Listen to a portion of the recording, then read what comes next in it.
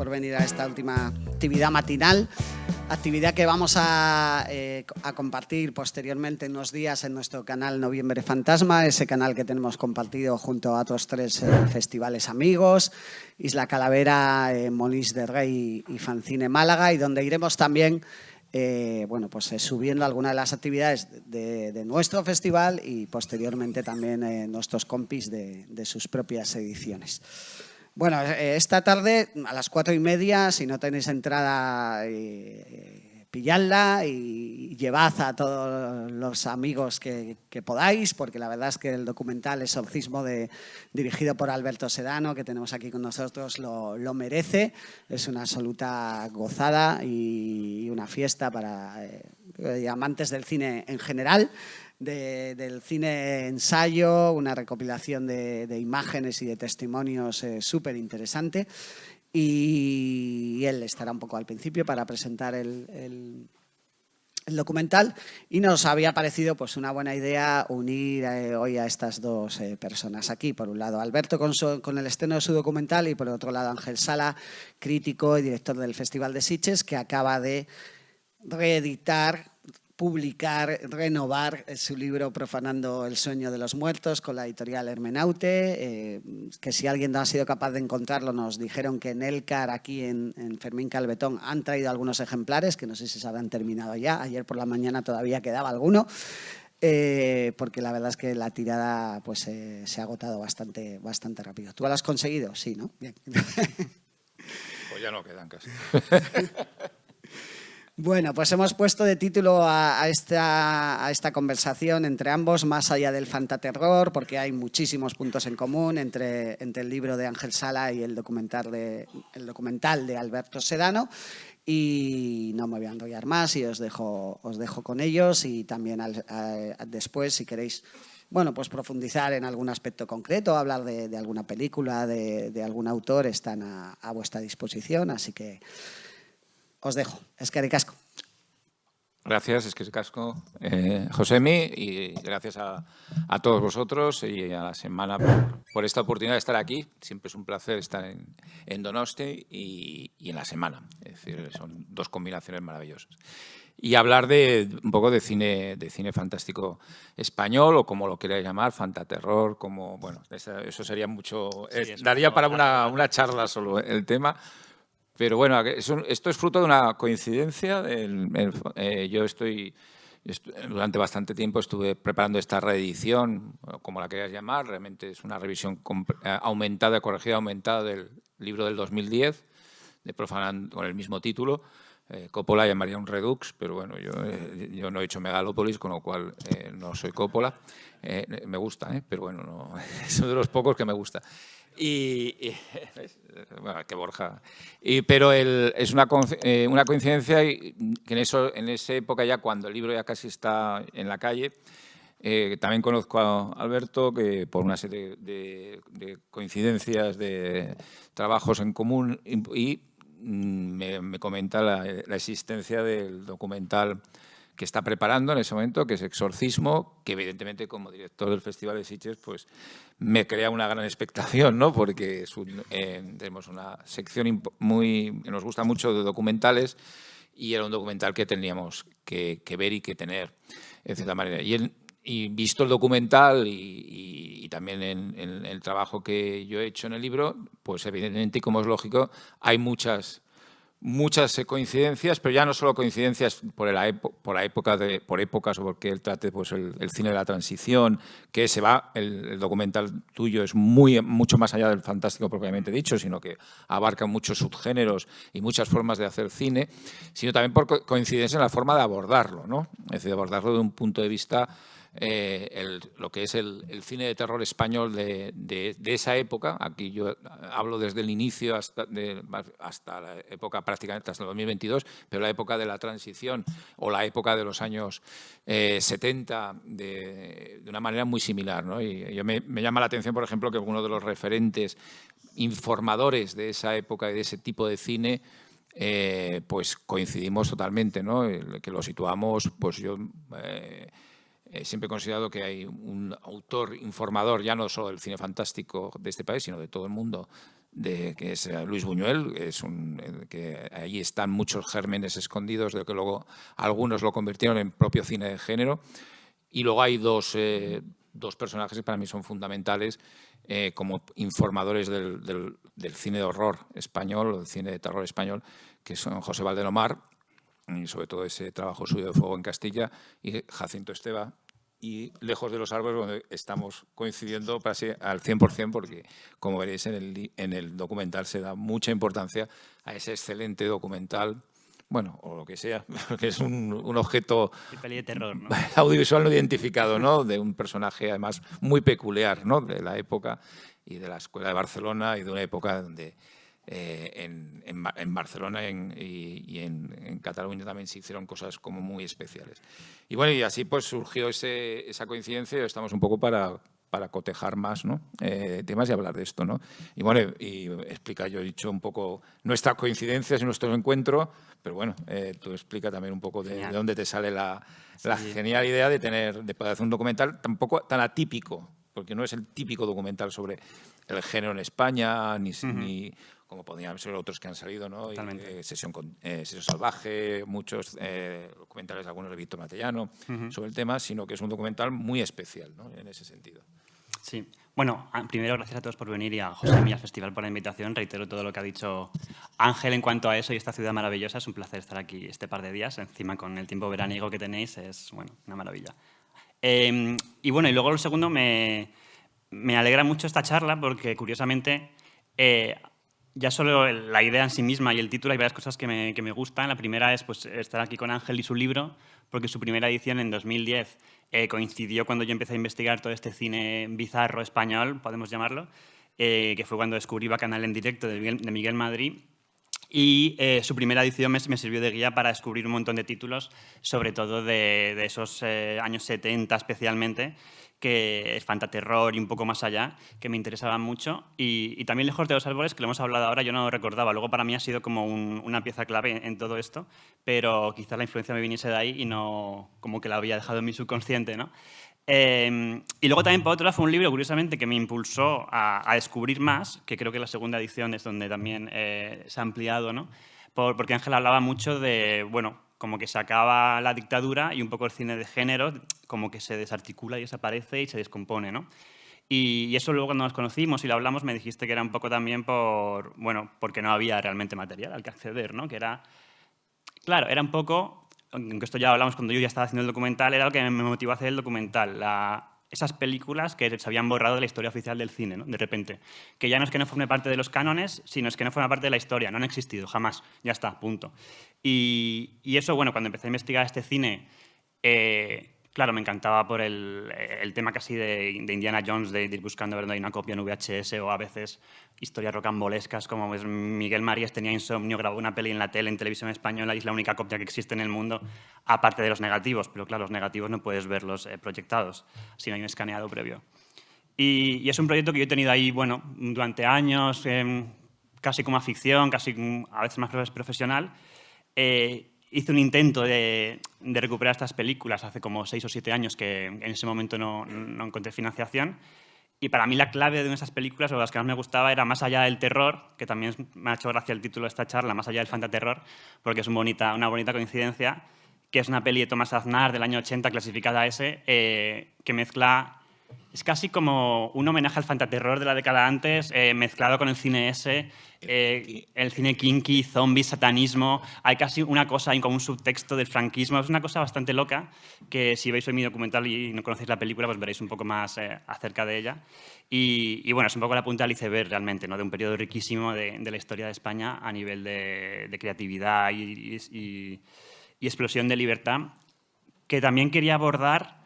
Claro, no me interesaba un poco lo que decía Ángel, no hacer un documental más, que ya hay muchos, aunque ninguno cubre justo ese periodo del cine ese, porque es que está literalmente borrado. O sea, cuando yo intentaba ir a la Biblioteca Nacional, consultar libros de historia del cine español, ninguno hablaba del cine ese, a pesar de ser casi 200 películas producidas en España esos años y ser muy taquilleras.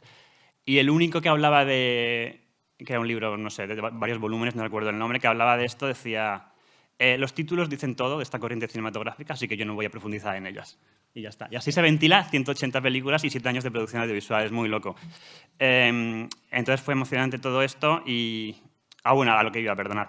Entonces, era como un poco una pasión hasta que Severin Films, que es un sello con el que he colaborado también en el pasado en general, hace 3 años, me propone, ahora sí, empezar a recuperar esas películas que yo lo había propuesto años antes y en ese momento no salió.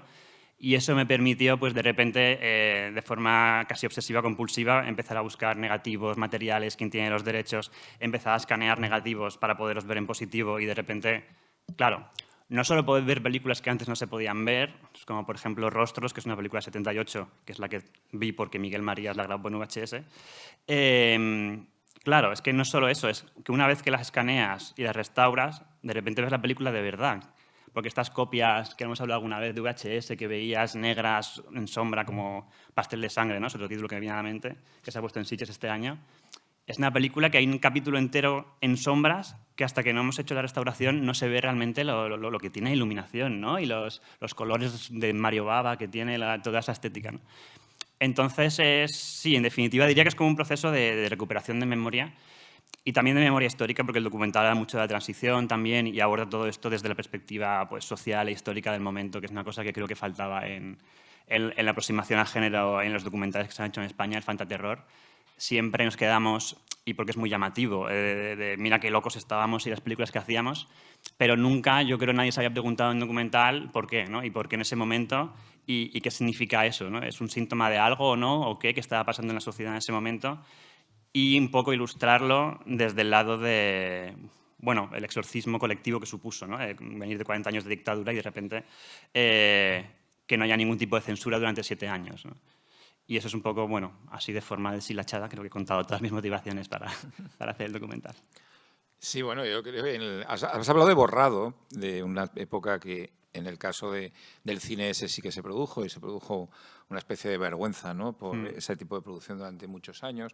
Pero ese borrado, yo cuando hice la primera edición del libro, para mí el hacer un libro sobre esto me viene, fijaros, de un ciclo que se hizo en Sitges en los 90 de cine español, donde me tocó a mí tratar con varios invitados, entre ellos Paul Nachi, Jorge Garau, Eugenio Martín, porque se enfadaron por un tema que ahora es muy largo de contar, de la portada de una publicación que se hizo entonces, y Paul Nachi, que era una persona muy especial, se enfadó mucho. Entonces, el entonces director del festival, Alex Gorina, me dijo: tú que eres muy sensible a este tipo de cine, ves y cálmalos, ¿no? Y a partir de ahí empecé a conocerlos y me empecé a entusiasmar por el tema, y de ahí poco a poco también debo decir la importancia de la semana, porque yo venía aquí siempre y en comidas y cenas y en charlas con gente de aquí empecé a desarrollar un gusto por descubrir ese cine español perdido. Es decir, que tenéis mucho la culpa de esa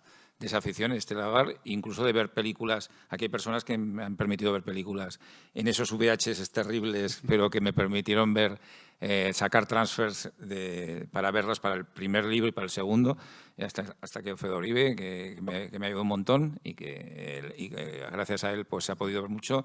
También la Filmoteca Nacional, telecinados y cosas muy raras que he sacado de allí para poder ver ciertas películas, porque había una época también de borrado muy importante, que en el libro lo digo, que son aquella época del franquismo, que no había una conciencia de que se estaba haciendo fantástico. Incluso algunos autores niegan que exista un fantástico hasta Gritos en la noche, o un cine de terror propio en español hasta Gritos en la noche en los años 60 con Jesús Franco. Y sin embargo que yo defiendo que ya había una conciencia, aunque sea un poco disimulada o no clara, de hacer un cine de género en una época muy clara de la posguerra española, ¿no? Y con directores que estaban un poco, si no borrados, un poco, digamos, como se dice hoy en día, medio cancelados. Sí, por su marginalizados por su adscripción al régimen, ¿no? Es decir, moral desviada. Hablo de gente como Rafael Gil, que era casi un director oficialista, pero que tiene por ejemplo, La otra vida del Capitán Contreras me parece una de las experiencias de cine fantástico más interesantes del periodo, o Eloís está debajo de un almendro, que me parece un director con una vocación de género muy clara y con unas influencias muy claras. Tenemos ahí a gente como Serrano de Osma, que también tenía cierta sospecha de filiación, pero que tiene un cine telúrico como La Sigrena Negra, por ejemplo, que me parece una de las obras maestras del cine fantástico español. como tantos otros. Es decir, en esa época que fueron un poco, bueno, esto sí, pero no. Sí. Es decir, que ese sería un documental fascinante que tengo mucho en mente también de profundizar en esos años, ¿no? Los años 40 del franquismo y analizar todo eso, el cine telúrico, el cine fantástico y el subtexto homoerótico de todas las películas de propaganda, ¿no? Sí. De A mí la Legión, Parsifal. ¿no? O sea, A mí la Legión es una película vamos, o sea, vista hoy sería una película queer totalmente, ¿no? Con hombres desnudos duchándose juntos, que dejan a sus mujeres por su compañero porque es más fuerte la legión que tu mujer y es más importante la patria. O sea, es todo un delirio leído desde esa perspectiva, que en realidad no es tanto delirio porque muchos de esos directores realmente, claro, eran queer o eran gays o tenían esas ideas y hay cosas que están codificadas en cine que es como súper fascista de propaganda y es mucho más rico de lo que puede parecer a priori, ¿eh? Sin más, que este apunte te dejo. No. Continuar. Se trata de un diálogo aquí. Es decir, y luego también ese tipo de cómo disfrazar un poco el género pues, en la comedia costumbrista o la comedia satánica, ¿no? Que hay muchas películas con diablos cojuelos, como se decía en aquella época, y donde se profundizaba mucho pues, el género, pero desde un punto de vista como, bueno, esto como va de buen rollo, ¿no? Bueno, Extraño viaje, ¿no? Al final es una película gótica claramente oscura. Yo creo que es el gran autor, también un poco tapado por ciertos motivos, porque a mucha crítica no la considero un director adscrito al género. Sin embargo, si tú lees, yo en el libro intenté investigar un poquito con declaraciones de él y a través de las muchas biografías que hay sobre él, autobiografías y documentales, y sí que habla, por ejemplo, del Extraño viaje como una película de terror. Él mismo, es decir, él mismo la considera una película de terror y con base en una iconografía de terror. Pasa que la crítica misma, en el momento de reivindicar a Fernando Fernán Gómez como director de cine, que aún creo que no se ha reivindicado suficiente, es un director inmenso para mí, es decir, desde Manicomio, que es una película para mí fundamental dentro del género, hasta, evidentemente, El Extraño viaje, que personalmente creo que es la mejor película de género de la historia del cine español.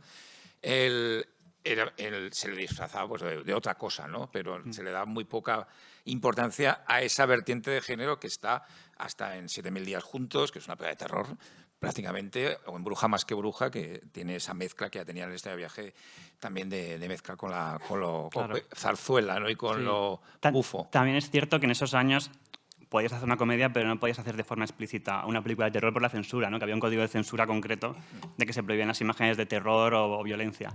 Entonces, al final eran como herramientas que tenían para contar la historia que querían contar, ¿no? En este caso, una película de terror que luego no sabía él lo declara como tal, pero en ese momento, si se maquilla de comedia, de repente la censura pues, es más permisiva y es muy interesante cómo todas esas películas tienen mensajes subversivos muchas veces que la censura no capta porque no son explícitos. Exacto. Entonces, todo lo que pase por debajo como que no lo ven o no les importa o no les interesa y entonces puedes maquillar una de comedia Extraño viaje y contar una película más oscura de yo que sé cuántas décadas o de toda la historia, ¿no? Sí, es una película que tiene vamos, de todo incesto, tiene perversiones sexuales de todo tipo. Y es en los 50. Sí, claro, sí. O sea, y es esa España mutante y provinciana bueno, que precisamente había una cosa muy divertida, que Franco, bueno, en la época franquista, censuraba las películas de una forma muy curiosa, a veces directamente, pero a veces condenadas al ostracismo en la distribución. Es decir, que a veces se estrenaban en provincias y no llegaban a las grandes ciudades. Pero precisamente El Extraño viaje es una película que habla de esa perversión en provincias. Es curioso, es decir, que esa película se vio donde muchas veces eso estaba ocurriendo, ese mundo existía. Es decir, que es una incoherencia tremenda en el mismo programa de censura del francés, ¿no? Esta película, no, Madrid, Barcelona, Bilbao, Sevilla, no estrenamos, pero la estrenamos por ahí. Bueno, pero por ahí está hablando de esa España oculta y provinciana, ¿no? Es una de las muchas contradicciones que tenía el régimen en aquella época. Y luego también eso que has dicho tú de hacer un tipo de cine que pudiese pasar la censura, que por ejemplo el tardofranquismo era muy claro en Carlos Saura. Carlos Saura ejerció que él, cuando lo tuvimos en Sitges, desgraciadamente solo un año antes de morir, pero fue una alegría y una suerte tenerlo en el festival, nos contaba que él sí que considera que Cría cuervos, o por ejemplo, o La caza, o Pirmemín Frappé, o muchas de esas películas de esa época, son películas que tienen una lectura de género. Dice, él lo hacía muy claro, primeramente porque, os sorprenderá, le gustaba mucho el género a Saura. Es decir, en la comedia de turismo, que se lo pasaba viendo Independence Day, dice que él en sus ratos libres veía películas de catástrofes que le gustaban mucho, que le gustaba el género, en general le gustaba. Dice, no, el terror muy, muy duro, pero... y que a él le gustaba meter iconografía muy sutil, de fantástico. En el caso de Criacuervos, pues una de las historias de fantasmas más bellas del cine español del tardofranquismo, ya casi en la muerte, casi en la misma muerte de Franco, pero que era un director que pasó muchas cosas a través de esa alegoría y de ese velo. Y utilizaba mucho el fantástico y lo fantástico, como en Elisa Vida Mía, que también es una película ya después de prácticamente la muerte de Franco, pero que utiliza la alegoría de una forma, alegoría incluso de ciencia ficción, ¿no? Es casi un viaje en el tiempo de atrás para adelante, de adelante para atrás, ¿no? Es decir, que es una película tremendamente en eso extraña y perturbadora. A mí es una película que me fascina, Elisa Vida Mía.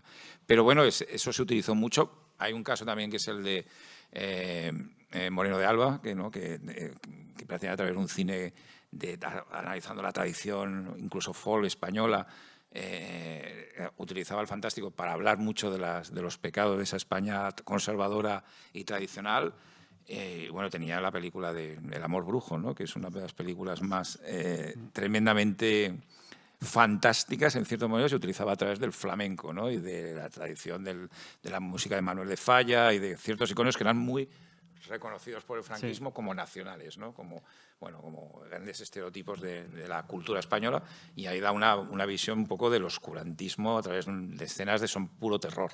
Claro, es que hay un punto ahí de todo lo esotérico de la tradición española o todo lo que incluso la imaginería oficial del régimen podía caber de esotérico debajo de esas imágenes. Y claro, Lejos de los árboles, volviendo a esta película, es algo que retrata muy bien eso, ¿no? Las costumbres de España, que lo filma como un país casi de salvajes, con ritos extraños, con festividades extrañas. Es un mundo a veces. Sí, es como un mundo totalmente. Es como un mundo de la España profunda en los 60, en el momento en el que el régimen quería pues vender el aperturismo y decir que España era un país moderno, pues hace esta película que quería titular El país de todos los demonios, y luego la censura se lo impidió y se acabó llamando Lejos de los árboles.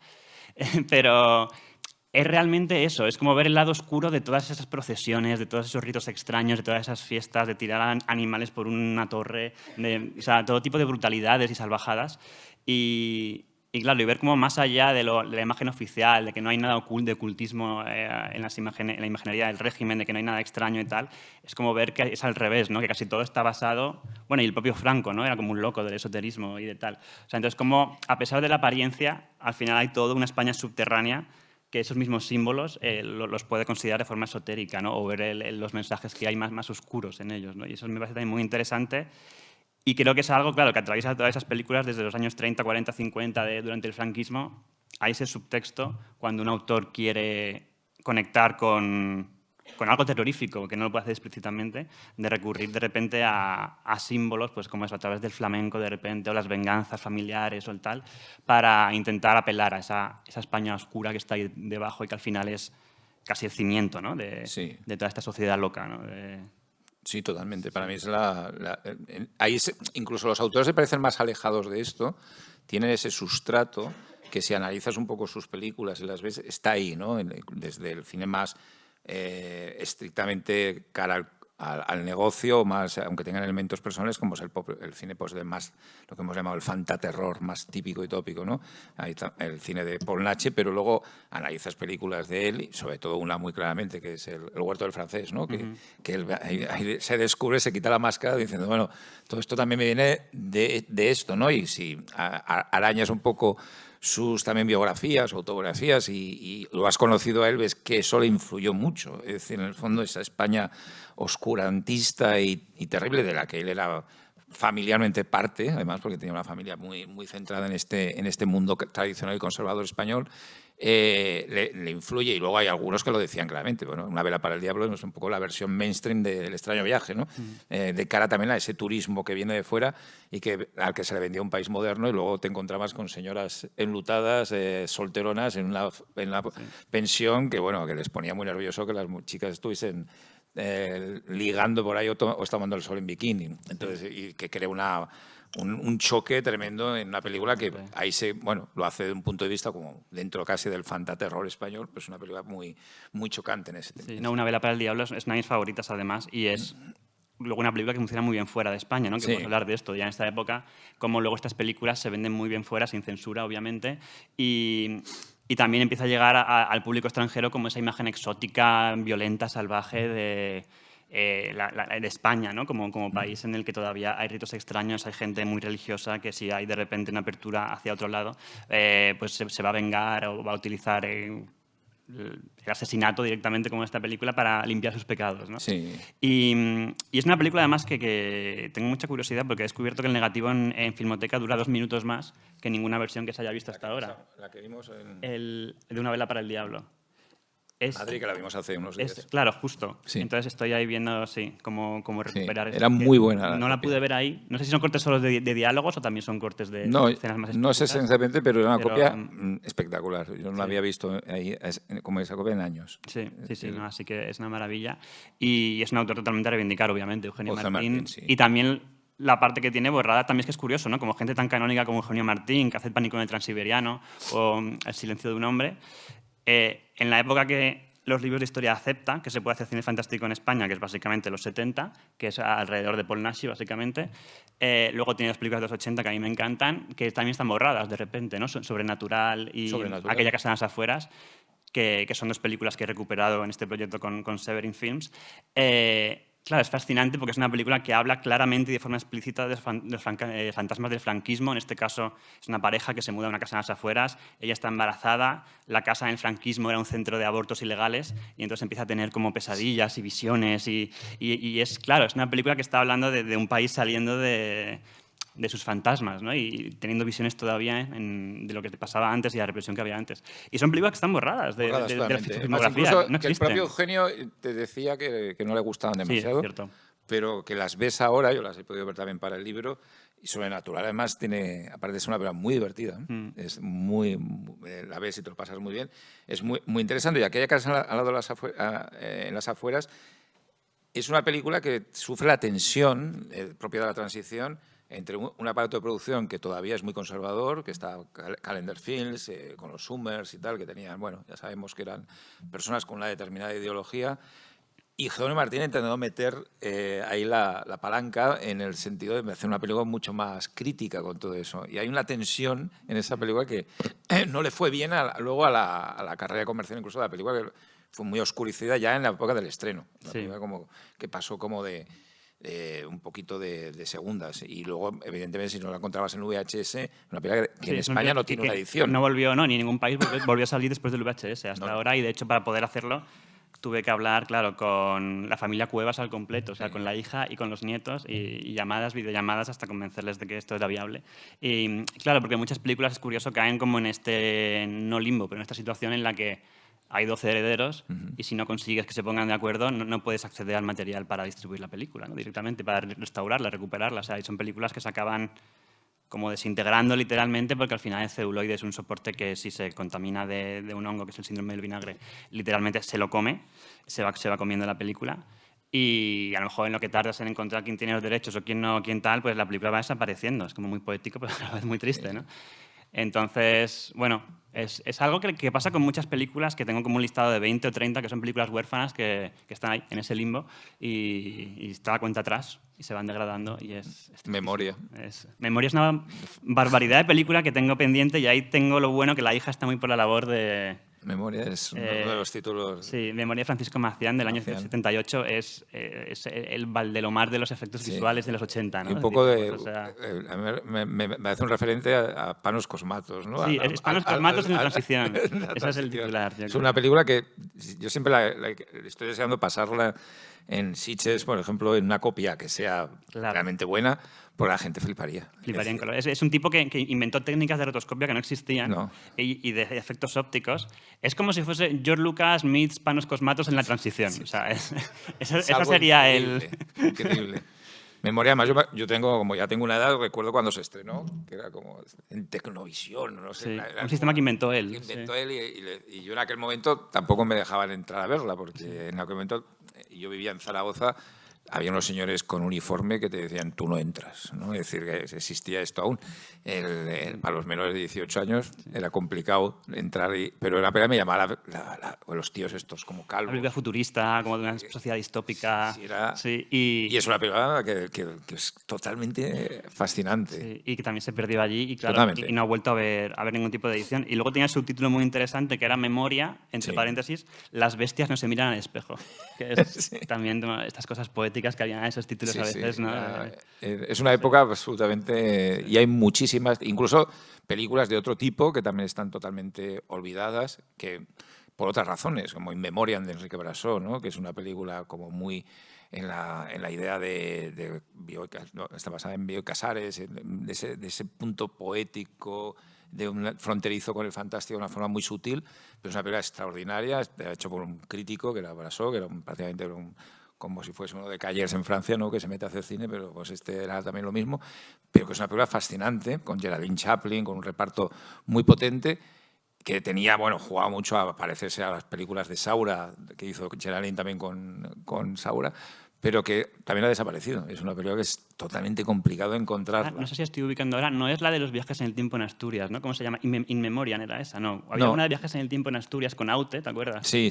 ¿Cómo se llama? No me acuerdo ahora de esta. Esa era algo de la memoria, sí, pero no sé pero es igual. Sí. Esta es es una película de aquellas que distribuyó Mariano Piedra, me parece que era, durante muchos años, que era un poco vertiente art house del cine español, ¿no? Que durante muchos años, muchas películas a través de diferentes distribuidoras se llegaban como cine español art house, ¿no? Que las estrenaban en salas que en aquella época existían en Madrid y en Barcelona, tenían una cierta repercusión y que luego, a la llegada incluso del VHS y muchas no llegaban ni a eso. No. Se quedaban en algunas que hemos recuperado. Porque no eran películas que las pudiese alquilar, se quedaron muchas ahí, ¿no? Es decir, ahí era difícil encontrar en los videoclubs pues, ciertas películas de... Sí, que a lo mejor había una edición previa de un sello al principio, en el 81, y no volvía a haber más ediciones, no llegaban ni al videoclub ya luego, ¿no? Eran como, claro, algunas eran muy complicadas, o llegaban muy pocas copias, o luego se editaron directamente algunas a alguna venta directa, o en alguna colección de estas que sacaban un poco especiales. Por ejemplo, los cuentos eróticos, aquella recolección de películas de cortos eróticos, estaba metido Chavar y también había bastantes, pero era como complicado, ¿no? O el cine de animación de la época de la transición, que también es una especie de agujero negro, ¿no? Total. Y ahí está Rod Hara, que es este director que me fascina, que hizo Dimorfo, que es una película clasificada esa que también sale en el documental, que es un chico de Huelva que vivía en Barcelona en esa época y con 22 años escribe, dirige y protagoniza Dimorfo. Es increíble. Que Alex Mendivil califica como, creo que dice algo así en el documental, como que es una relectura queer de Teorema de Pasolini, ¿no? Sí, no está lejos de eso. Y es una película totalmente... es que no hay palabras, ¿no? Está clasificada a ese, pero es inclasificable realmente, no hay ninguna clasificación que la puedas meter. Y este señor, Rod Hara, era también animador. Y yo me contó cuando hablé con él para recuperar esta película que se apuntó 2 días a la escuela de animación y dijo que ya aprendió todo lo que tenía que aprender y se fue de la escuela de animación. Y él solo, o sea, en plan ermitaño loco, empezó a hacer una película de animación que es, diré el título ahora, si alguien del público se acuerda, a ver. Es una película fascinante de animación hecha entera por él, pero es un largometraje, y que se ha distribuido en Latinoamérica y todo, y luego le robaron los derechos, estas historias de... Sí, que le pasan a los animadores mucho. Vamos a ver. Y es una película como psicodélica para niños. Vamos a ver si psicodélica para niños. También. Bueno, Dumbo también lo era. Es decir, sí. No pasa nada. Dimorfo. La mayor parte del cine de Disney era psicodélico. Sí. Dumbo en especial.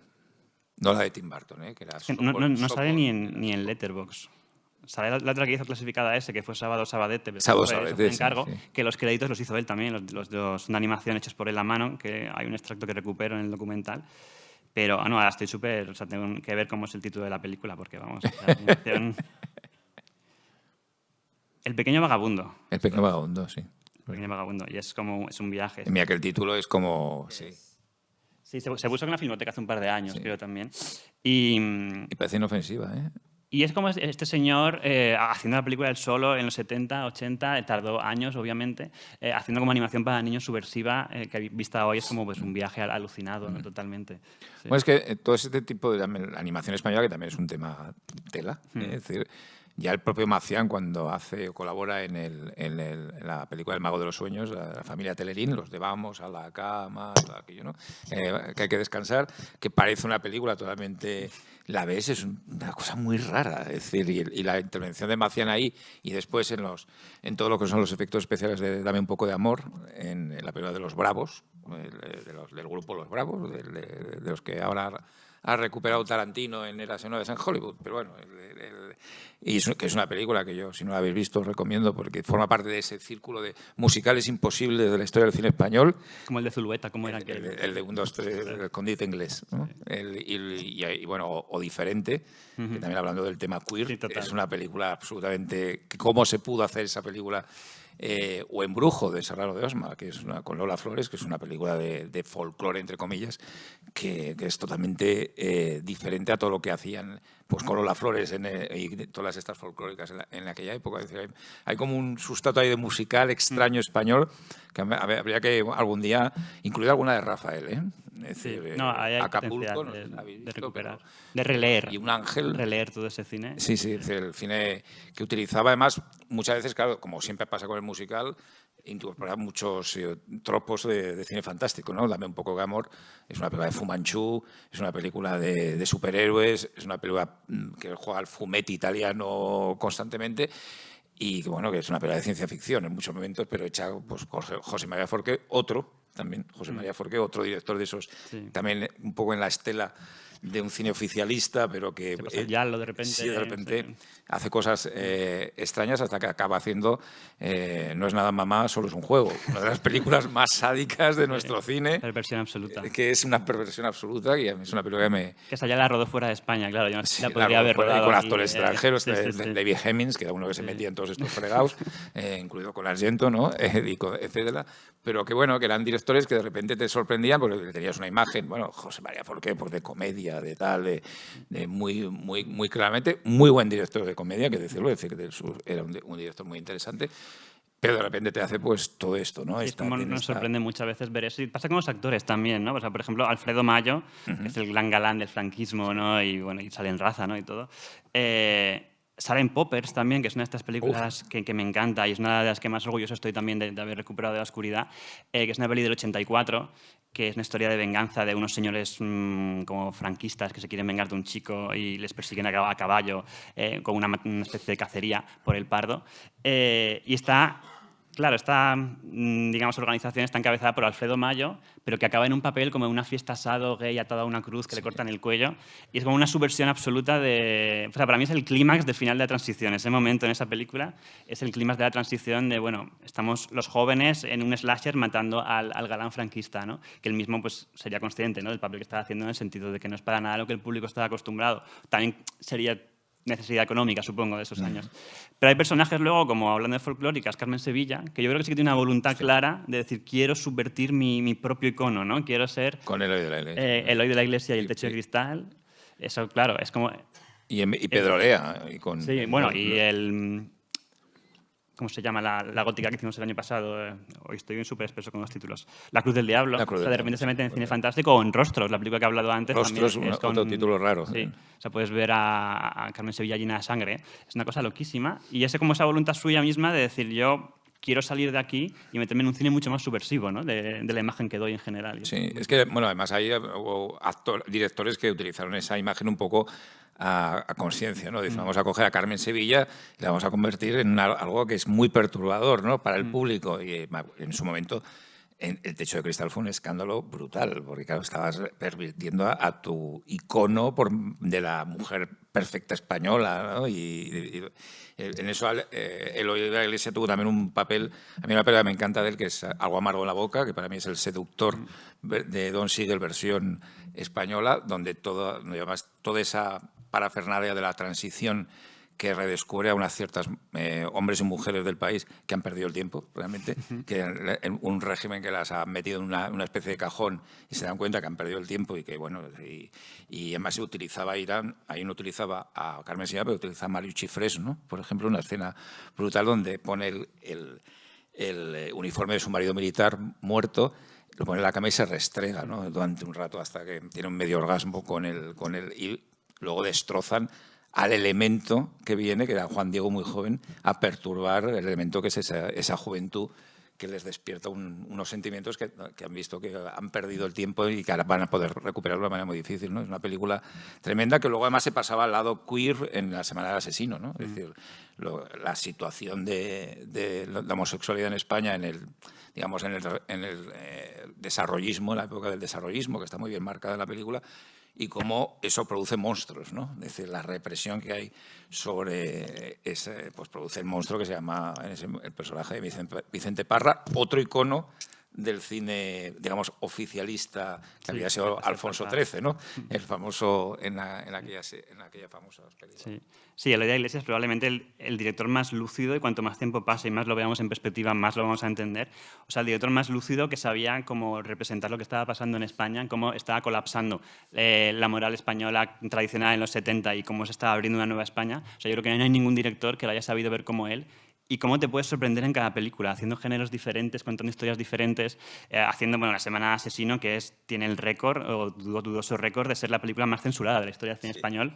68 cortes de censura le pidieron, pero empezó ya en el guión. Y lo curioso es que el guión original, que tanto censuraron, al final era mucho menos subversivo que la película que se acabó haciendo. O sea, empezó como una comedia, una cosa como de alguien que se comía personas y tal, y acabó siendo pues, lo que es hoy en día, que es una película, incluso con los cortes de censura, ultra subversiva por todo el subtexto gay que tiene, y que luego encima tuvo la osadía o la locura de rodar escenas de besos explícitos entre los dos personajes, que eso evidentemente no se estrenó ni fue parte de ningún corte de montaje en la época, pero sí se ha recuperado ahora, y bueno, lo veréis si vais a ver el documental, y es fascinante, ¿no? Que cuando encuentras esos rollos, que hay estas escenas durante el franquismo de dos actores, hombres besándose, y que eso se haya filmado, ¿no? O sea, de haber tenido O sea, imagino que eso en ningún caso ni se lo enseñarían a censura, porque automáticamente te meterías en... O sea, ahí ya no sé cuánto hubo de autocensura o de censura real posterior, pero sí que es un director que siempre ha intentado ir al límite, más al límite que ha podido, mientras representaba y retrataba lo que estaba pasando a su alrededor, ¿no? Hasta que él mismo se pierde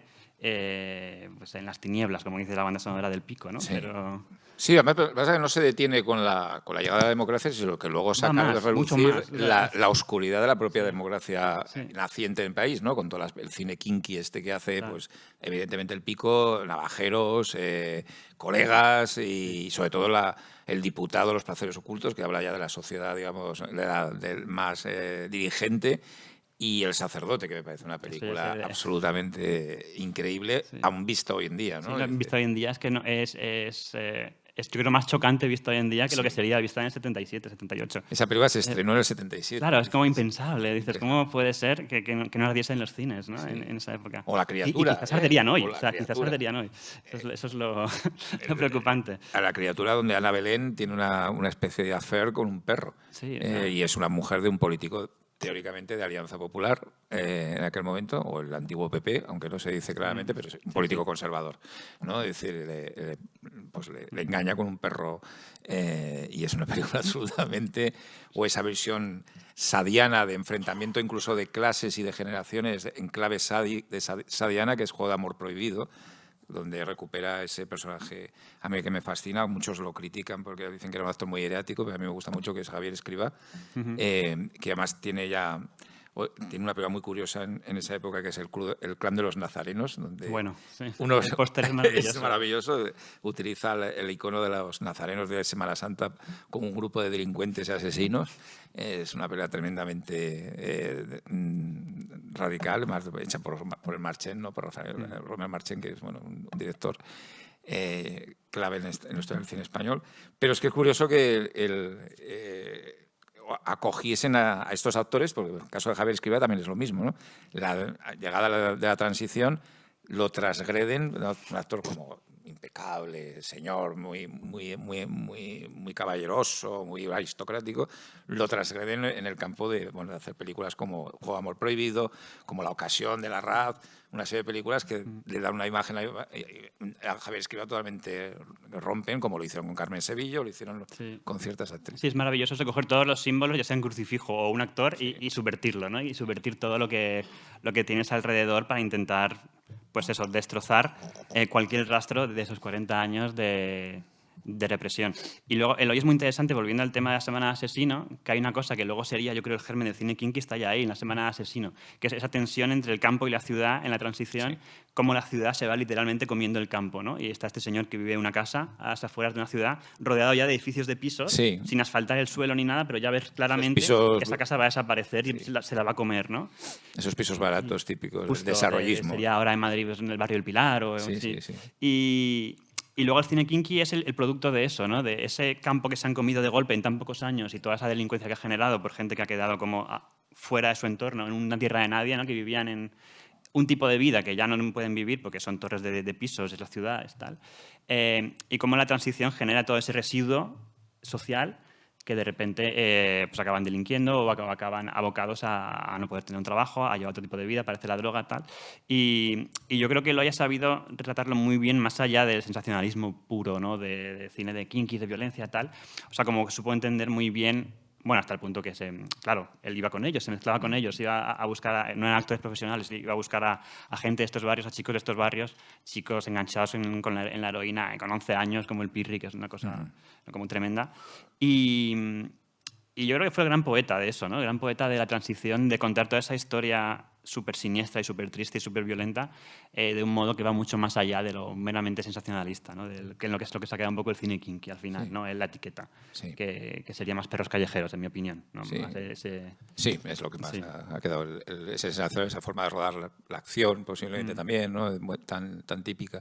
Y luego también un tipo de cine en la transición que yo, desde el punto de vista de escribir el libro, le da una lectura que me parece muy, muy alucinante, que es un cine más bien político, que ahora tiene como una lectura casi de género, ¿no? Es decir, una película que a mí me ha perturbado mucho verla ahora, y la incluyo, de un director que siempre ha practicado un poco un realismo fantástico o mágico, que es Manuel Gutiérrez de Aragón, que viene mucho de la escuela ya de Carlos Saura, con el que ha colaborado muchas veces, y que Borao, ¿no? Que Furtivos ya tenía ese tono, pero que es el Camada Negra. Camada Negra es una película de terror. Ultraviolenta. Es decir, el terror del fascismo. el fascismo es una secta, es decir, una película de sectas donde se recluta a chavales para convertirlos en monstruos asesinos y de una ideología claramente ultra reaccionaria, ¿no? Y la escena ve que el protagonista mata a Ángela Molina a gritos de España, España, España con una piedra. Yo que digo, esto es, claro, Camada Negra tuvo problemas, bueno, incluso violentos. Sí, y eso que fue ya el 77, o sea que ya era, Sí. teóricamente, a esa transición pacífica que no fue tan pacífica, era justo ahí, ¿no? Y era cuando todo esto era tan incendiario al final, ¿no? Y cuando todo era tan peligroso realmente, ¿no? Y como que también es como muy triste cómo se ha borrado eso también de los libros oficiales de la historia de la historia general, ¿no? Y del cine, ¿no? Los cientos de muertos por motivos políticos en esos años de democracia, ¿no? De los primeros años de democracia. Y Camada Negra, claro, es que es como otro título que me habría encantado entrar en el documental, pero al final, y ya dura 2 horas, pero al final te ves limitado. O sea, hay muchos. Da para una serie realmente, si lo piensas. Hay tanto que reivindicar. Esa peli de 77 que se llama Pájaros de Ciudad, por ejemplo. Pájaros de Ciudad O sea, eso es una película belleza increíble que en Sitges la recuperamos el año pasado. Sí, es en una un bellísima. ciclo sobre las ciudades. Ya restaurada, entiendo. Yo la vi en VHS en su momento. Bueno, era una copia difícil, ¿eh? Claro, Pero y esa no hemos podido recuperarla porque están perdidos los derechos de Estados Unidos, como que Cerezo tiene los derechos de España, pero no los de Estados Unidos, entonces no te dejan ceder para Estados Unidos. El protagonista era Juliano Gemma. Y bueno, José Luis López Vázquez haciendo de policía kafkiano, ¿no? Sí, es una distopía. Uno de sus mejores papeles, yo creo, de su carrera, de repente. Sí, era el contrario de La cabina, ¿no? Él era como el que estaría al otro lado de la cabina, en la cabina, ¿eh? Es decir, una película que además se conecta un poco con ese distopía de La cabina, ¿no? Es decir, pero es una película estupenda bueno, en Severance se han recuperado algunas películas en ese sentido de lecturas políticas muy interesantes. Una película que tuvo mucho éxito, que ha salido ahora editada en Estados Unidos por Severin, que es El perro, de Anthony Sassi, donde acogiendo iconos muy de moda del cine de terror, muy derivados de Tiburón y de los animales violentos de los 70, ¿no? De las películas de terror con animales, hace una lectura sobre el fin de las dictaduras, ¿no? Es decir, que es una película tremenda. Sí, es decir, que el perro es el dictador al es final. el dictador, es decir, es una versión de la novela de Vázquez Figueroa. Ya sé que yo hice Rothweiler el guión, no me lo digáis antes de decirlo, un presunto remake, pero hablamos de la serie de Anthony Sassi, ¿no? Que es una película muy, muy peculiar, o La noche de la ira, ¿no? De de Lorrieta, ¿no? Que es una película que, bueno, habla de esos reductos del fascismo que quedan aún en las zonas rurales, ¿no? En el 86, en ese caso, fue la primera película que recuperé para Severin y es una película que me encanta y que tampoco entiendo cómo no está más reivindicada, ¿no? Es aquí fascinante, de una cacería, es un grupo como de ultraderecha de pueblo que cazan, van a ciudades a cazar drogadictos, se los llevan en medio del campo y para hacer una cacería. Una vez al año hacer una cacería, hacer una fiesta y está rodada de una forma fascinante. Es como de repente mezcla como si estuviese viendo una peli de acción hongkonesa casi de los 80 con spaghetti western. Las escenas de acción están muy bien. Y Agustín González en un papel que... Bueno, y Agustín González es que da mucho miedo. Agustín González bordaba esos papeles de facho. Sí, como en el Diputado, ¿no? Sí, es increíble. Sí. Sí, y volviendo a Pájaros de Ciudad, sí me gusta mucho esa peli, hablando como de tensión ciudad-campo y tal, que tiene otra visión, que te presenta como, no sabemos en qué año está pasando, pero te presenta como el centro de las ciudades vacío, como si fuese algo, como que todo el mundo vive en otro sitio, y como en zonas modernas, y el centro de la ciudad está condenado a todo bares como cerrados, no hay nadie por la calle. Que es un poco premonitorio. Sí, de lo que pasaría luego justo en esos años, ¿no? Y que pasa en muchas ciudades americanas, a las 7 de la tarde pasa eso, en ciudades que en el centro no hay nadie. ¿No? Es decir, están las oficinas cerradas y ya pasa en una ciudad que pasa mucho, es en Washington y en Filadelfia, ¿no? Que vas por la calle a las 7 de la tarde. Fantasma. La calle era como a plena luz del día, ¿no? Como que habían perdido el interés a ciudades y hay dos personajes que deambulan por ahí, tienen su historia en un mundo distópico que están controlados y creo que es muy, muy reivindicado. Era José Luis López Vázquez curioso porque era como el rey de las distopías, ¿no?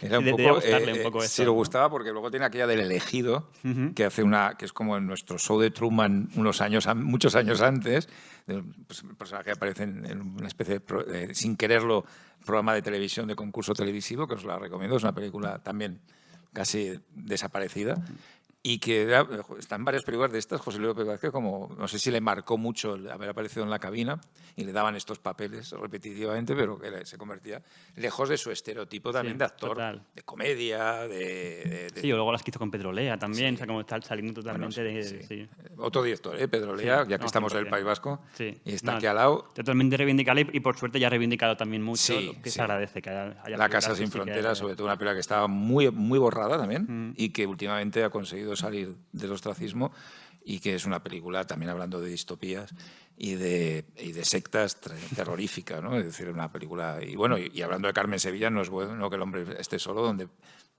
prácticamente sale un papel de prostituta y también le rompía esa imagen idílica de la actriz en ese momento, ¿no? Es decir, que hay mucho de lo que hablar. Sí, la verdad es que es infinita la lista, literalmente. Es infinita, sí. De películas que podríamos reivindicar y que lo triste es eso, que no figuran, ¿no? O sea, no figuran en los listados, no ya en los listados de las mejores películas o las peores películas, sino no figuran en la bibliografía. Bueno, por suerte con libros así, pues empiezan a figurar. Sí, ya sacaríamos alguna más posiblemente. Sí, seguramente.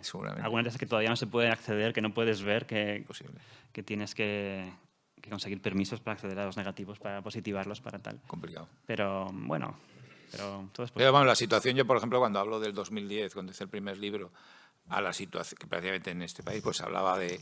Había muy buenas monografías ya sobre cine fantástico español, pero se hablaba de Jesús Franco y que también hemos hecho un avance, porque ahora se habla de mucho Jesús Franco, no del Jesús Franco de siempre. Pues hablaba de Polachi, evidentemente, que también ha tenido una reivindicación y una, digamos, remasterización de muchas películas de él, que también eran bastante, y aún quedan algunas, quedan algunas como Los crímenes de Petiot o Jack el Destripador. Ese es un ejemplo de películas de José Luis Madrid, están en el limbo ese de derechos, en el que no hay herederos y que espero poder encontrar la solución para noche, que también es una película que está como también olvidada y perdida, pero que bueno, que hay una...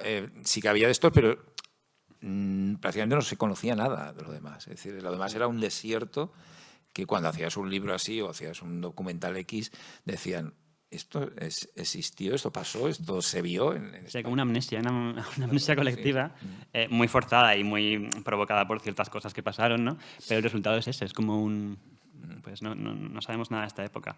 Y ahora es curioso porque se empieza a saber más gracias a pues, sellos como Severin, con el que yo trabajo en Estados Unidos, que hay este interés en Estados Unidos muy grande por este tipo de cine, por recuperar estas películas. Y yo con ellos llevo un listado ya como más de 50 películas en 3 años que hemos recuperado, que todavía no han salido, pero irán saliendo. Y otros sellos al mismo tiempo han ido recuperando otras y sacando otras. Y al final son los que están permitiendo que se preserve todo este cine que aquí no había conseguido tener, bueno, ni el sitio en los libros, ni el interés, ni la capacidad económica nadie para recuperarlo, ¿no? Entonces es como un poco paradójico, pero a la vez es curioso, ¿no? Como un país al otro lado del mundo, que también les llegó previamente por el VHS y están muy influenciados por haberlas visto en el videoclub, Sí, tal, sí, o sea, sí. como que sabían que existían, quiero decir. Napoleon Nash es un icono y el Franco son iconos en Estados Unidos, ¿no? Para cualquier fan del género, no necesariamente alguien como muy metido en esto. Entonces, claro, al final esto ha permitido pues que desde 2010 hasta ahora, no sé el número de películas en total, pero que haya igual cientos, literalmente, o más de 100 películas que no existían antes, No. que de repente están con el Blu-ray y encima están con una calidad que era impensable antes, porque ahora la tecnología lo que te permite acceder al negativo es positivas al negativo, lo restauras con la calidad del negativo, que es algo que ni siquiera la copia 35 de proyección tenía, porque para hacer una copia tenía, esto es un poco técnico, pero bueno, es que me encanta. Pasas del negativo al internegativo y de ahí a la copia 35, entonces has pasado como 2 procesos en los que has ido perdiendo calidad. Es decir, que nunca se habían visto las películas como se están viendo ahora. Lo de Pastel de Sangre que has dicho antes es... Es el mejor ejemplo de cómo de repente puedes realmente ver la visión del director de fotografía, la visión del director, de una forma que ni ellos mismos habían podido ver hasta ahora, ¿no? Y muchos directores las ven ahora y claro, y es alucinante, ¿no? Entonces es muy bonito, en realidad, ser parte de esto y poder estar en estos tiempos en los que no solo las puedes ver y cada vez vas a poder ver más, sino que las puedes ver como no se han visto hasta ahora. Y además de que se ha contagiado un poco lo que se está haciendo en el cine de fantástico de género español a otros géneros, es decir, y a otros autores. Es decir, ahora empieza a verse pues el cine de Murotti, por ejemplo, empieza a verse bastante el cine... Empieza a verse algo el cine policíaco rodado en Barcelona, el barcelonés, que era un gran agujero negro, aunque falta mucho por conseguir.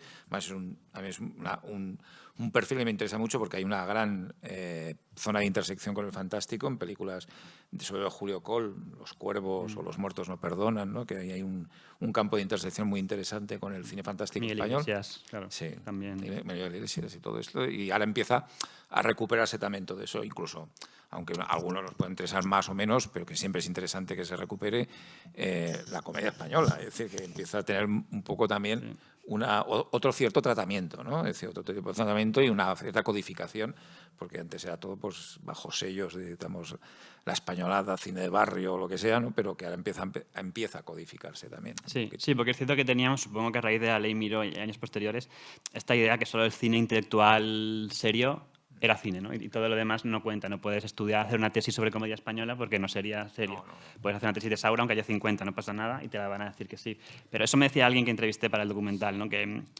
una tesis de mi documental muchas universidades no la apoyarían. Dirían que no puedes hacer una tesis del cine ese. Puedes hacer una tesis de Saura, aunque ya haya 100, porque es muy relevante para la historia del cine español. Pero el cine ese todavía genera, en ciertos ámbitos, como esta suspicacia de... Eso no es cine, directamente, ¿no? O sea, eso no cuenta. Eso no... quizá nueva por otro tipo de censuras también que están surgiendo, ¿no? Es decir, de lo políticamente incorrecto. Claro, es muy políticamente desde incorrecto. Desde los títulos, ya empezando, claro. Es decir, ¿no? Sí. Sí, no diremos títulos por si vais a ver la película porque es parte de la gracia del documental. Sí, pero... Claro. Aunque algunos son famosos. Sí, los conocéis seguro. Son famosos. ¿Te parece que abramos una... A ver si alguien quiere preguntar algo? Por supuesto. Sí. ¿O estáis todos muy callados diciendo qué rollo nos menuda chapa, ¿no? Yo tengo curiosidad. A nivel televisivo también, sí. terror, ¿podríais comentar algo?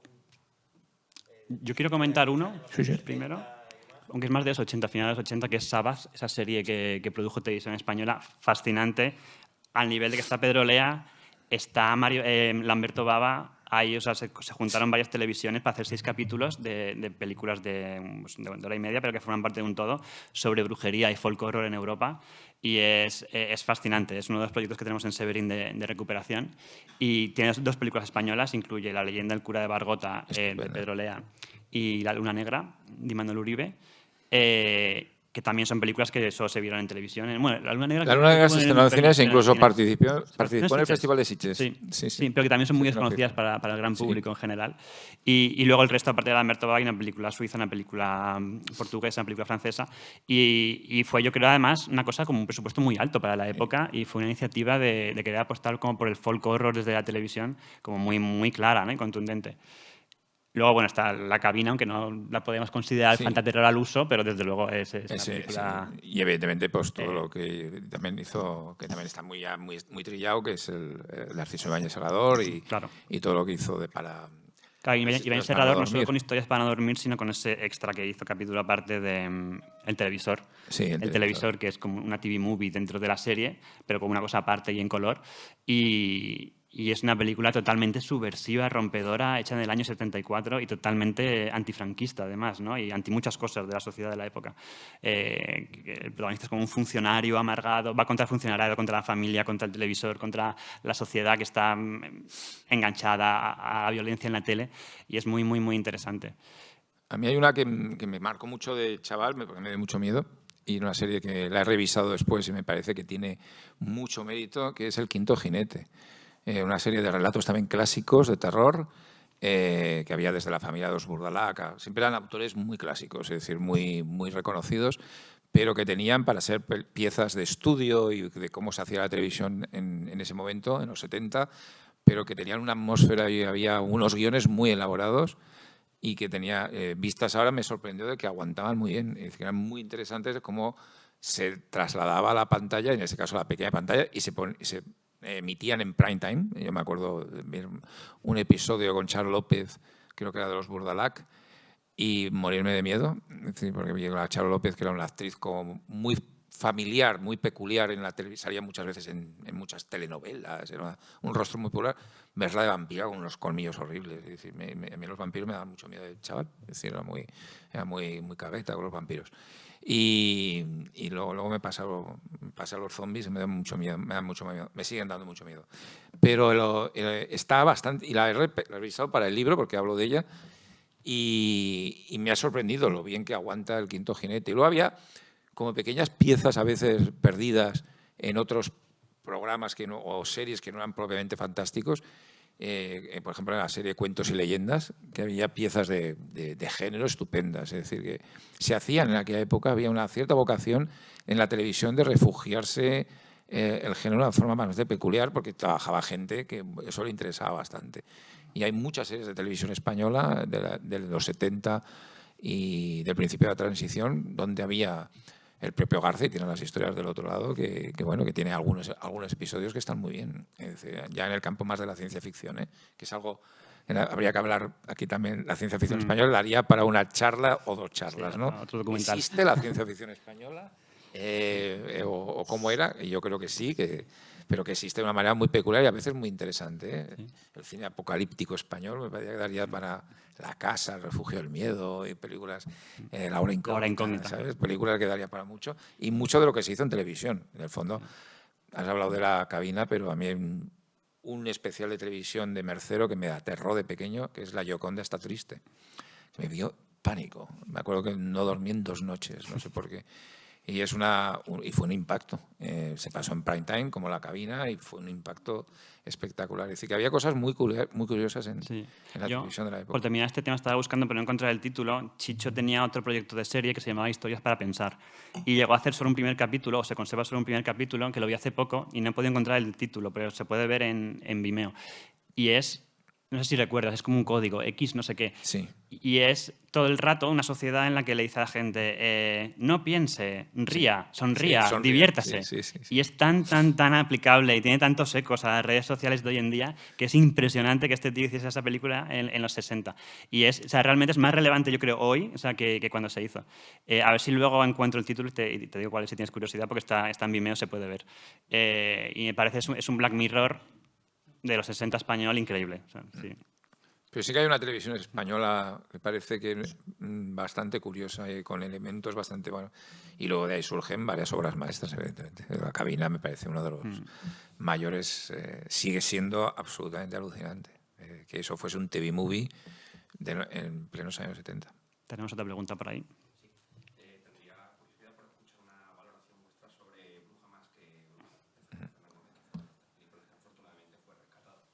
Sí, esto se lo dejo a Ángel, que creo que es el experto en No, el experto. tema. No, pero a mí es que es una película que me flipa. Yo tengo obsesión con esa película desde chaval, es decir, porque yo me colé en el cine para verla, esa película, en el cine Avenida de Zaragoza. Me acuerdo hasta el cine y me colé a verla. Bueno, me llamaba la atención Bruja más que Bruja. Y a mí me hacía mucha gracia Fernando Fernán Gómez. Es decir, me partía, de niño, ese señor me hacía mucha gracia. Y la fui a ver y vi que estaba cantada todo el rato, y que empezaban a cantar. Y me cantaban de una forma muy rara, que era, claro, zarzuela, ¿no? Es una zarzuela, porque a Fernando Gómez lo obsesionaba la zarzuela. Y una actriz que también, como yo era catalán, aunque soy catalán y estaba viviendo en Zaragoza, y me hacía mucha gracia, era María Sampere, que hacía de bruja. Y María Sampere se me pareció que tenía cara de bruja, era una bruja muy peculiar, ¿no? Bruja catalana, además, es decir, aquello de bruja de la zona de Barguedá y todo esto, ¿no? Y me parece una película con una mala hostia espectacular, me parece una aventura que este señor, con todo el prestigio, se atreviese a hacer como director y como protagonista una película que en su momento fue un éxito, es decir, funcionó bastante bien, la gente se lo pasaba bien en el cine, es decir, me acuerdo que la gente se reía y hubo bastante fama y funcionó más o menos bien. Y es una de las películas de género, porque es una película de género, más peculiares y más valientes del cine español del final del principio de la democracia. Es una película estupenda, me parece divertido. Curiosamente, es una película con la que la gente conecta muy mal ahora. La distribuidora que la ha sacado, que es a Contracorriente, que la ha restaurado y ha hecho una edición en Blu-ray muy buena, que ha sacado también El extraño viaje aquí en España y unas cuantas de Fernando Fernán Gómez, es la que peor le ha ido. Es una película, sacó también El mundo sigue, que fue incluso un éxito en cines, en la reposición que se hizo con motivo de la restauración.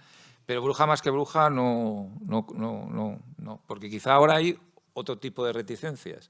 Es decir, ahora la zarzuela está mal vista. Sí, la zarzuela no está nada reivindicada, ¿no? No, además Fernando Gómez lo que hace es hacer una especie de parodia de la zarzuela. Es decir, no estar tampoco haciendo una oda a la zarzuela. Entonces, bueno, pasa este efecto contrario al que se pretendía en su momento. Curioso, que da la vuelta, ¿no? Da la vuelta. La subversión a veces da la vuelta y se vuelve reaccionaria. Sí, es curioso. Pero No es el caso de esta película, pero pasa con otras cosas. Si la podéis ver, es una película estupenda. Vamos, ahora se puede ver muy bien y te lo pasas muy bien, es muy divertida. Paco Algora, Mari Sampere, y habrá de ese oscurantismo español que se mantiene y que sigue manteniéndose, es decir, que no creáis que ha desaparecido. Vamos, yo creo que se podía hacer ahora Lejos de los árboles 2. Y daría casi más miedo. Daría más miedo que se siguen tirando animales desde torres. Sí. O se sigue subvencionando ciertas fiestas y no voy a hablar más.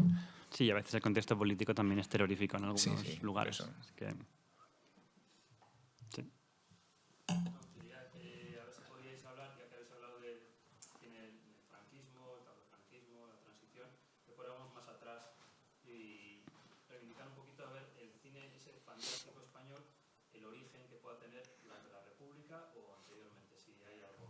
Sí, hay desde el cine mudo, ¿no? Realmente. Hay realmente desde el cine mudo. Otra cosa es que se pueda ver. Ese es un tema. La conservación del cine pionero en España ha sido tremendamente horrenda. Es decir, lo único trabajo serio que se ha hecho realmente ha sido con Segundo de Chomón, que se hizo. Es el canon, digamos, ¿no? Sí. También por posibilidad, o sea, porque no había posibilidad de otra cosa, ¿no? Claro, Pero de recuperar otra cosa. Pero aquí sigue habiendo, sobre todo, y todo lo que el cine que se hizo en Barcelona, todos los seriales de la época del cine mudo y todo eso siguen estando absolutamente perdidos. Yo en el libro he tenido que hablar a través de referencias con entrevistas que he hecho con ciertos restauradores y tal para saber... En textos a veces, directamente, de sinopsis de la época o de... Es decir, porque sigue habiendo el pionerismo español, sigue estando de una manera absolutamente perdido y más en el cine fantástico. Hay uno que me encanta que está perdido, que imagino que las en el libro porque hay referencias, que es Madrid año 2000. Madrid año 2000. Del año 25, año 2000. Que es que Madrid en el 2000 es una ciudad inundada, portuaria, ¿no? Creo que es algo así, que en el futuro va a tener mar, Madrid, y en el año 2000. Y se hizo en el año 25 y es una pena no poder verla, no saber cómo era la visión de este hombre de esa película. Pero vamos, tú que lo tienes más fresco con este libro, toda la época muda, tendrás un montón de... Y luego lo que dices de la época ya más del primer franquismo y todo eso, evidentemente hay ya lo he dicho antes, hay un personaje que para mí es fundamental, que es Serrano de Osma. Serrano de Osma es un director con todas sus derivaciones que tuvo, y además en principal Abel Sánchez y La Sirena Negra, aunque Abel Sánchez no es un texto propiamente fantástico, pero su forma de puesta en escena lo es totalmente. La Sirena Negra sí que juega más a Pardo Bazán y una serie de elementos que juega más a elementos fantásticos. Y luego las derivaciones que tuvo, ¿no? Su colaboración cuando vino a Cataluña, que tiene esa colaboración con Mangrané, que es Parsifal, que es una de las películas más bizarras de la historia del cine español, desarrollada en una especie de, pues eso, de versión de los Nibelungos en Montserrat, tras la Tercera Guerra Mundial, que es tal como lo es decir, es una cosa pues, homoerótica, muy extraña, con tonos musicales y operísticos, bueno, es un delirio. Una película que se rodó en catalán. Catalán, ¿no? Eso es, te iba a decir. Se rodó en catalán, es decir, una película... y yo estuve intentando encontrar a una versión en catalán de la película y no hay, Claro. ¿no? Porque quería pasarla en el festival porque fue una película que tuvo distribución en catalán. Claro, y ahí se conservaría, pero no en ningún medio oficial, en ninguna filmoteca oficial por ser en catalán. En alguna casa acabaría, estas historias me encantan, acabaría en un contenedor cuando los hijos lo tiraron, los abuelos, a saber. Sí, porque había ciertas películas que se estrenaron en Cataluña, Laia, el Judas de Quino, se estrenaron en catalán, en pequeños lugares, ¿no? Es decir, la historia del cine catalán en tiempos de Franco, el cine en catalán en tiempos de Franco también es curiosa. Una que yo reivindicaría... es una película que fue problemática en su época, incluso una película falangista, año 41 o 43, que se llama Rojo y Negro, de Carlos Arévalo, que es una película de terror realmente, y la ves hoy y está también conseguida la atmósfera. Obviamente es una película de derechas, de una familia de derechas que vive como en el terror del Madrid rojo, y es como una película súper claustrofóbica, agobiante, de una mujer que vive en este entorno que en cualquier momento la van a fusilar y se la van a llevar. Y la forma en la que está filmada es tan antifranquista también, curiosamente, y anti todo. Es antisistema realmente la película. O sea, se mete contra el capital, contra el comunismo, contra el fascismo, contra el franquismo, se mete con todo. Y entonces, claro, se estrenó en Madrid y automáticamente se prohibió la película. Fue una película prohibida por el régimen. Solo se exhibió una vez y luego se pudo recuperar y se puede ver a día de hoy. Pero sobre todo me gusta mucho cómo está la atmósfera, esa película conseguida y la claustrofobia, y todo pasa de noche en este Madrid en el que cualquiera puede ser un espía y cualquiera te puede delatar, que me parece que está muy conseguida. Eso y su mensaje totalmente antisistema y antitodo que tiene Ultrapunk, que me parece increíble en el año 40 y pico, ¿no? Es como El hombre que se quiso matar, es otra película antisistema que no es para nada fantástica, pero es totalmente punk. Y luego hay algún director interesante como Marquina, que tiene alguna cosa que jugaba mucho al cine fantástico en épocas muy próximas al final de la guerra civil, como La casa de la lluvia, La noche fantástica, evidentemente, que no son consideradas. Luego el propio Rafael Gil. Rafael Gil tiene una vocación fantástica tremenda pero nunca se le consiguió un director como de género fantástico. Se le consiguió el director por la versión más plana del Don Quijote de la Mancha, ¿no? Entonces, bueno, claro, decir, a partir de ahí no puede, o un director oficialista de Cifesa, ¿no? Es decir, bueno, y sin embargo, pues yo lo recomiendo, y ya lo he dicho antes también, repasar La otra vida del Capitán Contreras, una película que empieza con la resurrección de un tercio de Flandes, que es Fernando Fran Gómez, resurrección muy universal del ataúd, en plan un muerto viviente, y este señor, que no se entera de nada del mundo actual, lo aduce en una especie de corporación mediática muy contemporánea, el jefe es Fernando Sancho, y lo manipulan y le ponen una persona para que se enamore, una persona para que... Y es el show de Truman. Es el show de Truman. Es una película increíblemente sorprendente, incluso que tiene hasta participación de exteriores de Solano en Nueva York y tal, una película muy curiosa para la época. Y os la recomiendo, se puede encontrar bien, es una película que se circula, o Eloísa está debajo de un almendro, que es como Arsénico por compasión, pero con un look de la Universal, de decorados tipo Universal, de Carl Laemmle absoluto, y que, bueno, tiene ahí en la base, para mí, uno de los informadores de ese principio del cine fantástico español, que es Eusebio Javier Poncela, que es Enrique Javier Poncela, que es un escritor que está en la base de mucho de lo que se hizo con vocación fantástica en el momento, un escritor básico para la época, curiosamente muy poco adscrito al régimen, porque no era alguien que le pudiese gustar al régimen, y más adscrito quizá a la parte más vanguardista española, que desapareció prácticamente de la faz de la tierra con la guerra civil, ¿no? Yo por añadir también, que bueno, igual paramos porque podríamos seguir eternamente, Sí. pero Vida en sombras, que es una Hombre, película, claro, del año 40 y pico, autofinanciada por un señor que tenía una empresa de autobuses y solo hizo una película que fue un auténtico fracaso, tanto comercial como de crítica, pero luego con el tiempo ha sido reivindicada y recuperada, que es un ejercicio de metacine, es como La Rebeca de Hitchcock, versión española, en los años 40, y es una película atravesada como por el dolor de la guerra. Es una obra maestra. Hay menciones explícitas a la República, que es una cosa que era obviamente tabú en esos años, y ves cómo entiendes que este personaje es republicano y está sufriendo la guerra y todo lo filma, y hay una historia con su mujer. Bueno, no quiero contar mucho, pero es una película realmente interesante a nivel visual y que en su momento fue totalmente, vamos... Bueno, sí, además es una película donde estaba Serrano Osma metido también de una manera muy... ¿Qué hacía él? Era una especie de asesor, estaba metido allí como... Asesor telúrico. Sí, en toda esta historia. Está Fernando Fernán Gómez como protagonista también. Bueno, es que lo de Fernando Fernán Gómez merece... Bueno, ya se han escrito muchos libros y tal, pero merece la aportación al cine de género español de una forma directa o indirecta, merece un capítulo aparte. Es decir, y aparte que él, repito, lo reconocía. Es decir, él era un tipo que le gustaba el género. Decía, y muy amigo de Jess Franco. Si leéis las memorias de Jess Franco, es súper divertido cuando cuenta cuando se iban de fiesta en Madrid en los años 50 y acababan en el bar del aeropuerto porque era el último que cerraba por la mañana, y te cuenta todo el tour de bares al que iban. Es muy, muy divertido. Sí. Luego hay una película también en el 48, El huésped de las tinieblas, que es de las pocas que intenta adaptar a alguien muy inadaptable en este país, que es Becker, que no hemos conseguido adaptarlo bien nunca, aunque nuestro Alan Poe personal, pero no hemos encontrado un Roger Corman que le llevase al cine de una manera... es decir, que había como cositas por ahí, que comedias como una de monstruos... bueno, comedias había muchas. Sí, la comedia sí que jugaba mucho, es decir, la comedia... Las alegres vampiras del Vogel. Bueno, hay un montón. Bueno, es otro tema. Sí, bueno, es muy curioso. O las películas de Gonzalo de Gras, Los habitantes de la casa desconocida, ¿no? En aquella época de la posguerra.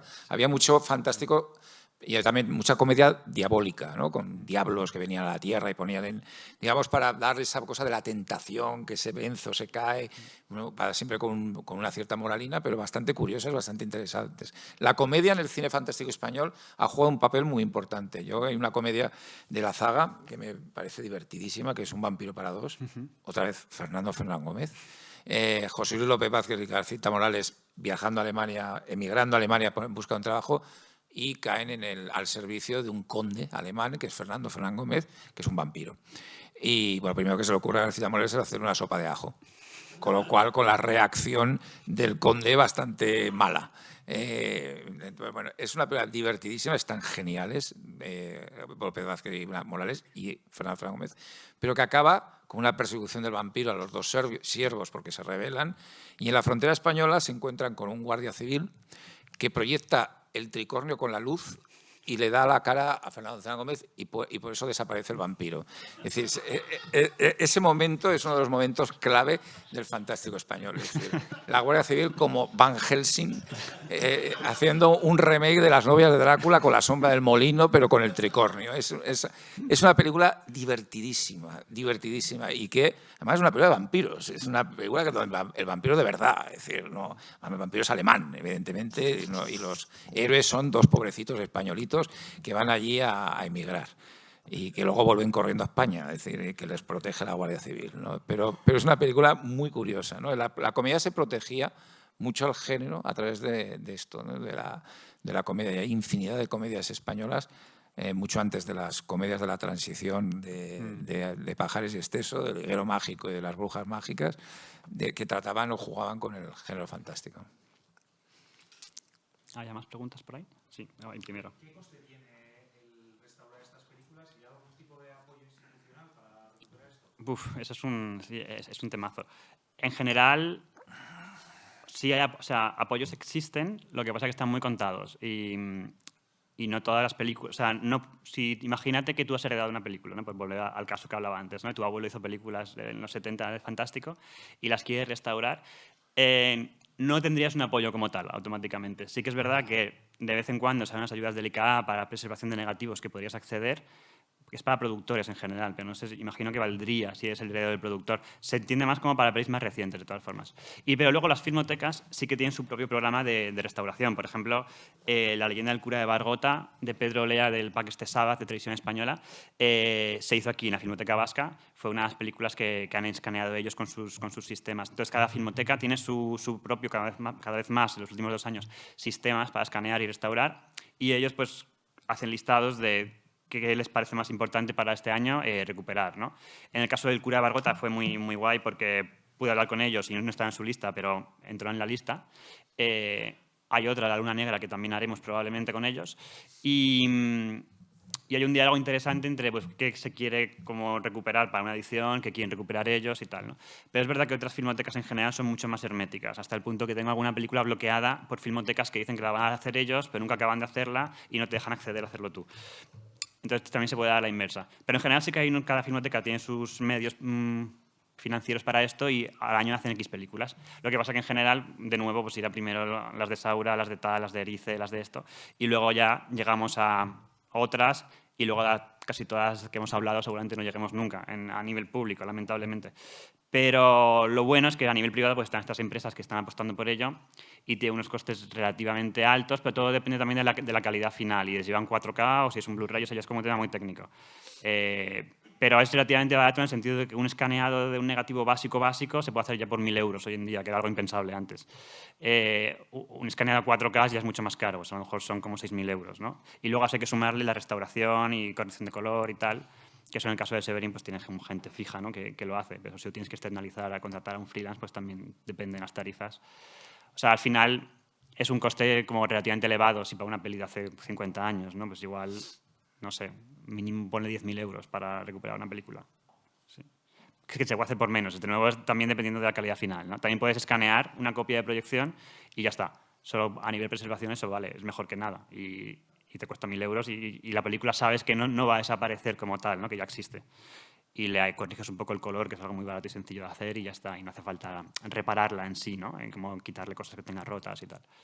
De todas formas, en Severin tampoco somos muy partidarios de el revisionismo histórico con las restauraciones, ¿no? De decir, pues ahora le quito el grano, ahora le quito tal, hago como si estuviese rodada ayer con una cámara HD. O sea, eso tampoco no es algo que hagamos, sino al revés. Intentamos que la restauración lo que haga es recuperar todo el grano que tenga, toda la textura que tiene, toda la densidad que tiene, todo el contraste que está en el negativo, pues que se vea como realmente entendieron los que lo crearon, ¿no? Más que hacer pues como hace Video Mercury y Cerezo, como todo lo contrario, intentar limpiar las películas, que todo esté enfocado, quitarle todo el grano y le da como una estética de plástico que luego las pieles parecen como máscaras y es, no sé, es muy, muy raro. Pero también es como el estándar que te piden las televisiones en Europa hoy en día, por lo visto, para comprarte las películas. Si no es así, no te las compras. Muy gracioso porque con Acción Mutante, que la hicimos en 4K y ahí sí fue una restauración exhaustiva, súper buena y tal, es una coproducción con TF1, con Francia, que ellos se la querían vender a Netflix, obviamente. Entonces, cuando mandamos la restauración, hubo como una crisis diplomática porque decían que habíamos destruido la película. Y, o sea, al punto que hubo que involucrar a Alex de la Iglesia a hacer una proyección en deluxe con el equipo del Deseo también de producción, para que fuera a ver el destrozo que habíamos hecho y finalmente, claro, dijeron, se ve perfecto, no, o sea, está genial, todo bien. Pero claro, TF1 no le podía vender a Netflix la película si no le aplicábamos todos esos filtros digitales y artefactos digitales que te piden por definición. Al final no sé qué pasó porque yo no lidio con ellos, imagino que la venderían de otra forma, pero sí que estaban muy descontentos con no cumplir con el estándar de Netflix en ese sentido, ¿no? Y si veis el espíritu de la colmena en Netflix, que es algo que yo no he podido hacer porque no aguanto, pero sí se ve muy eso, como es el proceso de limpiar digitalmente una película y añadirle cosas digitales. Sí, pero bueno, que es un debate que me daría para 3 días de debate. Sí. Yo quiero decir que las ediciones que se han hecho en Severin, que por ejemplo últimamente han salido unas cuantas como Pastel de Sangre, Necrófagus, La Cruz del Diablo y El extraño amor de los vampiros, que es una película que personalmente adoro, ¿no? De un director que me encanta, que es León Klimovsky, del que también habría que hablar mucho. Son increíbles, es decir, yo la verdad no las había visto así. Necrófagus es otra peli, por ejemplo, también es una peli que bueno, que también hay que hablar mucho de Necrófagus. Miguel Madrid, que me parece, sí, después de lo de la Iglesia, el gran nombre a reivindicar del cine español de esos años. O sea. Tachado siempre como de director psicotrónico, dislocado, y bueno, gracias a esta copia también se ve una segunda posible o tercera lectura de las películas. Entonces, Mario, yo creo que va a haber tema para rato, es decir, quedan muchísimas películas por descubrir. Yo tengo una lista que se la quiero pasar a ellos, a ver si como Las Melancólicas, por ejemplo, que es una película que me encanta. Esa ya está en está ya, ¿no? Vale, lista. Pues mira, en proceso. Ya hemos hecho. Y también un poco ir a otras épocas, incluso más modernas, ir a películas de los 90 y de los 80, finales 90, que están totalmente olvidadas. También, por ejemplo, hay películas como Memorias de un ángel caído, que está ahí, que nadie se acuerda de ella, ¿no? Y que es una de las mejores películas de finales de los 90. Atolladero, España. que si alguien conoce a Filmoteca Catalana, hago el llamamiento, que son los que nos están bloqueando el acceso a la película Atolladero. Es muy típico de la Filmoteca de Cataluña. Por favor, si alguien puede intermediar, que la hagan ellos o lo hacemos nosotros, no pasa nada, pero que alguien lo haga. Ni como ni dejo comer. Eso es. Sí, es algo que es muy tópico en este país, no solo en Cataluña, en otros sitios. Pero bueno, Atolladera sería una película necesaria de recuperar, por ejemplo, en condiciones buenas. Y muchas. Es decir, que hay trabajo para tiempo. Y como dice él, es complicado, porque hay unas negociaciones previas. Sí, o sea, porque está por un lado los derechos y por otro lado el material. A veces hay derechos, no hay material y a veces al revés. O sea, yo he conseguido derechos, por suerte, pero de pelis que luego estaban en un sótano con moho y con síndrome del vinagre, que los hemos podido escanear sabiendo que es la última vez en la historia que esa película va a poder pasar por ningún tipo de equipo, porque ya la degradación va a ser tal que la próxima vez el negativo va a desaparecer.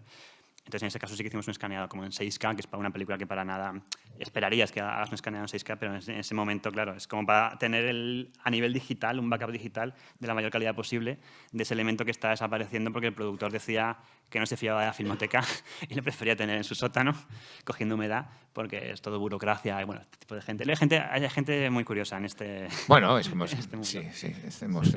un país de personajes. Total.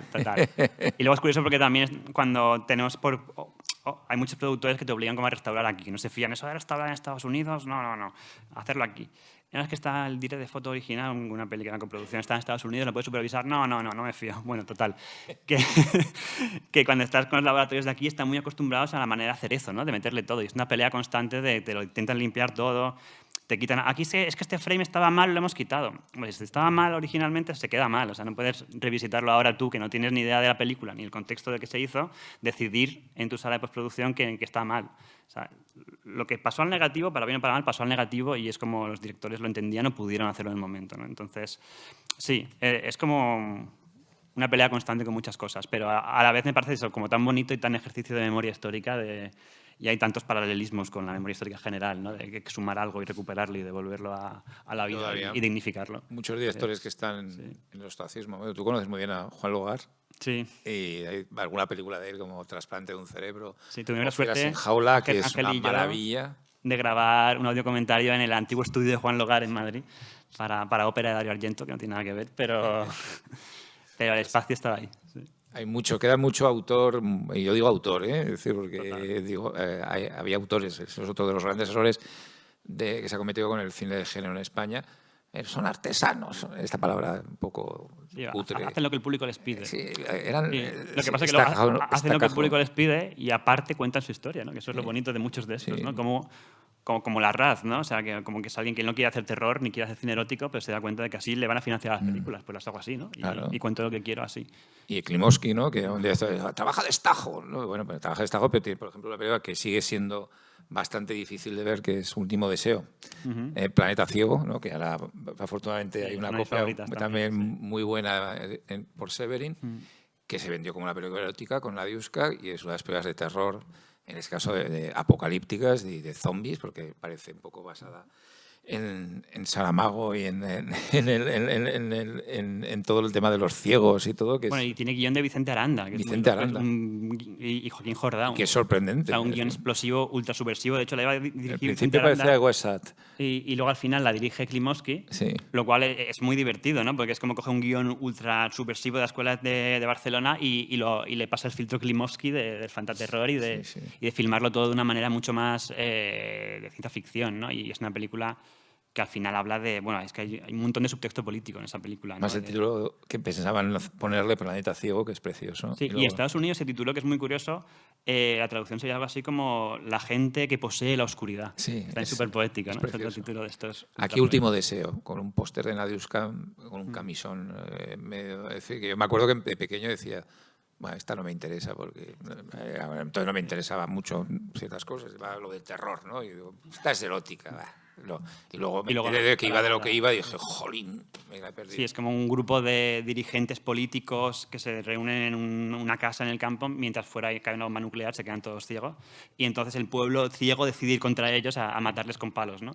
Y más o menos, no sé, ya es un resumen. Pero lo interesante es como hay todo un tema ahí de un sistema que a determinada gente se los lleva en unos autobuses. Bueno, es que es un poco spoiler si la vais a ver, pero tiene una iconografía tan potente. Fue de las primeras que yo vi cuando estaba descubriendo este tipo de películas y me dejó impactadísimo. Y da miedo, ¿eh? Da mucho miedo. Y el final es tremendo, Y tremendo. sale Polnachi como de secundario. Ah, bueno, y sale por Sí, de como de secundario y la Sí. mitad del tiempo con una máscara como de cerdo, que luego me contó Mayans que, claro, que Mayans y otro actor se reían un poco de él porque tenía una máscara de cerdo y se enfadó muchísimo por Nashi y dejó de hablarles durante años, por lo visto, y de contratarles durante años, sí, como... Si una película no la tenía muy en su Sí. devoción, Paul. Porque hace de secundario realmente. Hace de secundario, hace un papel, y hace un papel como muy machista. Sí, además, como visto a día de hoy, que bueno, ese es otro tema, ¿no? El sexismo, machismo, los papeles de Paul Nashi, eso daría para es otro un libro, tema, película. claro, sí. Pero sí. Yo quería saber, estando en 2024, ¿cómo veis el fantaterror? ¿Cómo ve hoy en día? ¿Cómo veis a los herederos, herederas de toda esta gente de la que hemos hablado, de estas películas? Yo, bueno, le pasaré la palabra a Ángel como director del festival más importante del mundo, además, ¿no? De cine fantástico, pero sí que diré que como espectador echo en falta gente joven haciendo terror. O sea, como que haya gente de... Y no me refiero joven porque tengan 42, ¿no? Que es un poco lo que parece ahora. Sino gente, pues como era en los 90, Les de la Iglesia o Oscar Aivas, la gente de 20 y pico haciendo pelis de terror y que las financie Televisión Española y que se vean y que se muevan y que sea realmente algo, ¿no? Que no sea una cosa ultra minoritaria y marginal. Porque creo que está habiendo como un revival en muchos países, Francia, por ejemplo, hasta el punto que hay ayudas específicas al cine de género en Francia desde hace unos años. Y bueno, y en muchos otros países. Y es curioso cómo España se ha quedado un poco al margen ahí, como que no renueva el terror. Como que tenemos esos nombres grandes a día de hoy para nosotros que han ido haciendo películas, pero no hay una renovación de gente de 20 y pico años, o 30 y pico si quieres, haciendo varias películas al año de terror, ¿no? Sí. Esa es mi impresión como espectador. Igual tú con No, yo estoy bastante de acuerdo. Es decir, yo creo que estamos perdiendo un poco una oportunidad. La industria española en general del cine, a principios de los 2000 se regeneró y finales de los 90 gracias al fantástico, y nos hemos olvidado de eso. Se han olvidado productores, se han olvidado instituciones y se han olvidado las escuelas de cine.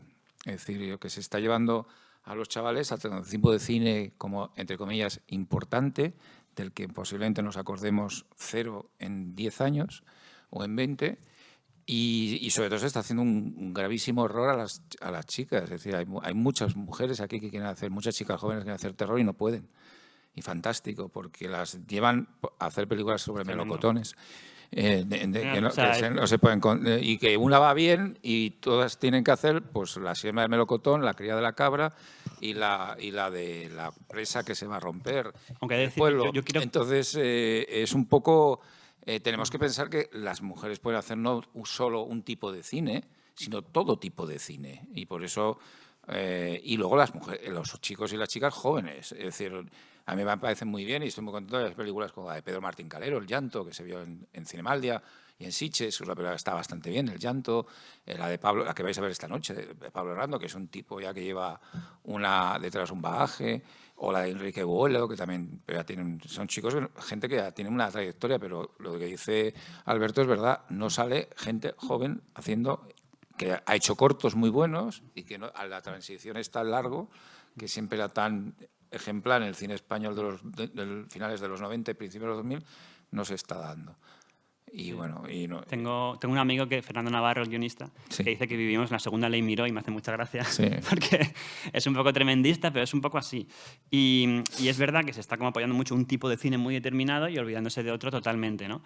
Y lo más triste de eso es que se nos está olvidando que se puede hacer cine de terror de autor, ¿no? Y que se puede hacer un cine muy, muy autoral, muy innovador visualmente, que hable de muchísimas cosas desde el género y desde el terror, ¿no? Y estamos perdiendo la oportunidad de contar eso y que mujeres cuenten eso, sobre todo.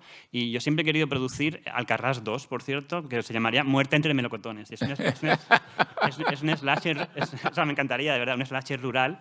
Y es partir del costumbrismo y el cine de autor para contar algo súper turbio, súper oscuro y volver a conectar con esa esencia de la España. Exacto. Claro, es que hay una oportunidad que se está perdiendo tremenda. Por favor, o sea, y además ves el box office español, el de esta semana, por ejemplo, donde ves Terrifier 3, la sustancia, Smile 2, es decir, películas que están funcionando como un tiro, pero que no hay ninguna española más que El llanto y no muy bien. Entonces dices, pues ¿por qué no hay aquí una película española, incluso en la esfera internacional, que funcione bien y que sea comercialmente interesante? Es decir, que sea de dinero. Pero tampoco luego se apoyan mucho a nivel de promoción. Es decir, El llanto ha salido bien, pero no se ha, ¿sabes? Ha ido a festivales, ha ganado premios, pero que salga como han salido otras películas españolas con una carga tremenda en la publicidad, ¿no? Y no, parece que esta es rarita. Volvemos un poco a la Lemero y a la España esa, que las películas de terror eran raritas, hasta que vino El Orfanato, Los Otros o REC, y demostraron que podían ser películas de mucho nivel y que podían dar mucho dinero y que podían funcionar bien fuera. Claro, yo creo que esa es la clave. O sea, que siguen pudiendo funcionar bien fuera, eso seguro, Sí. porque aunque en España, por lo que sea, por el contexto, por tal, no vayan a funcionar, al final el terror es muy exportable. Y tiene una comunidad de fans muy fiel, ¿no? Y eso es lo bueno. Y de eso viven al final también. O sea, al final el cine de terror francés no vive... Bueno, ellos tienen ayudas y tal, pero no vive el público francés. Vive de que viaja a festivales, de que lo ve la gente, de qué tal. Y yo creo que eso es la clave, ¿no? De pensar en más allá de qué cine se hace aquí, ahora y tal. Que es verdad que si no piensas en qué cine se hace aquí, no vas a encontrar muchos apoyos al final aquí.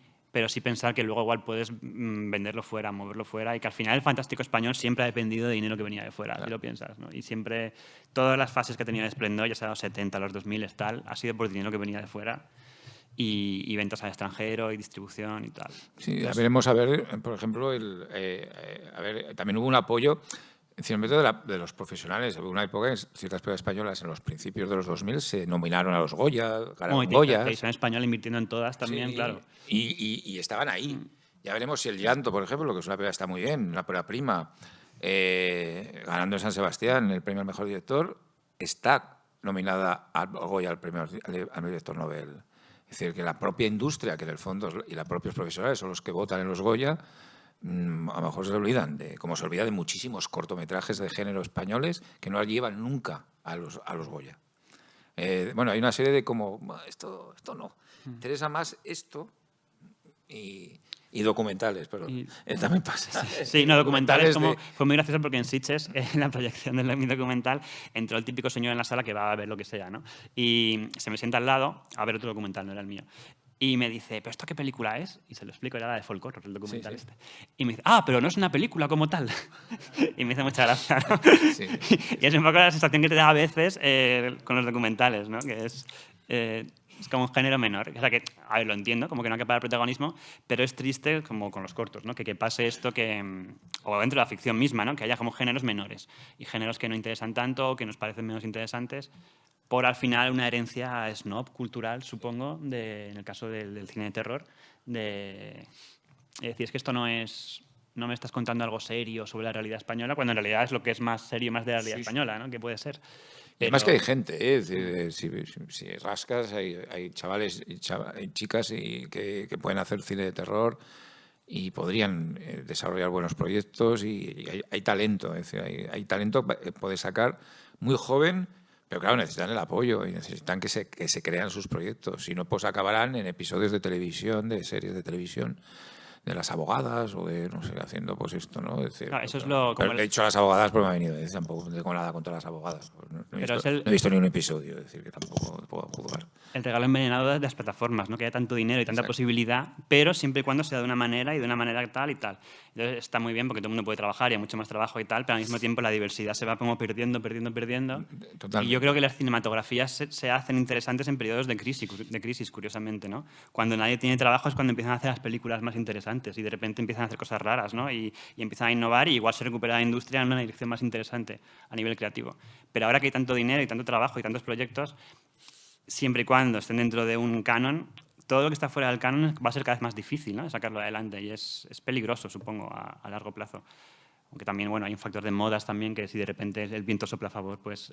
Sí, pasa que yo, por ejemplo, el tema de las series, que están dando trabajo a mucha gente y muchos directores como Denis Rovira, como Oriol Paulo, que están viviendo afortunadamente profesionalmente muy bien gracias a las series, pero que están acabando con su mirada.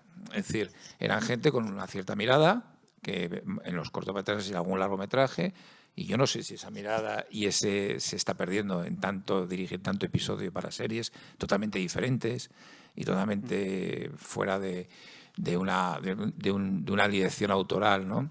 Entonces, bueno, eso veremos qué consecuencias tiene dentro de unos años. Es decir, a lo mejor hemos perdido ahí una generación bastante interesante, donde había bastantes nombres bastante interesantes que afortunadamente se ganan muy bien la vida y que están ahí trabajando en productos de una cierta calidad y que funcionan bien. Pero a ver qué consecuencias tiene eso de cara a su propia mirada y su propia actividad. Y a mí me preocupa un poquito, ¿no? Que todo sea, al final, trabajar para la serie de Netflix o de Amazon o de tal, y porque, bueno, es un trabajo que te funciona, pero también te olvidas, inevitablemente.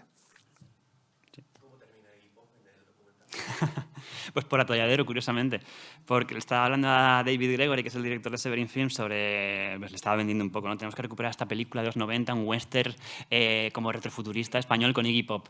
Y de repente me dice, porque estábamos buscando un narrador para el documental ahí, y él quería que fuese o Antonio Banderas o Bardem, decía. Y yo le explicaba como que eso no, o sea, no funciona así, ¿no? Que porque seamos todos españoles no nos conocemos, ¿no? Pero bueno, así me hizo intentar, lo escribí a los agentes, tal, evidentemente nunca contestaron.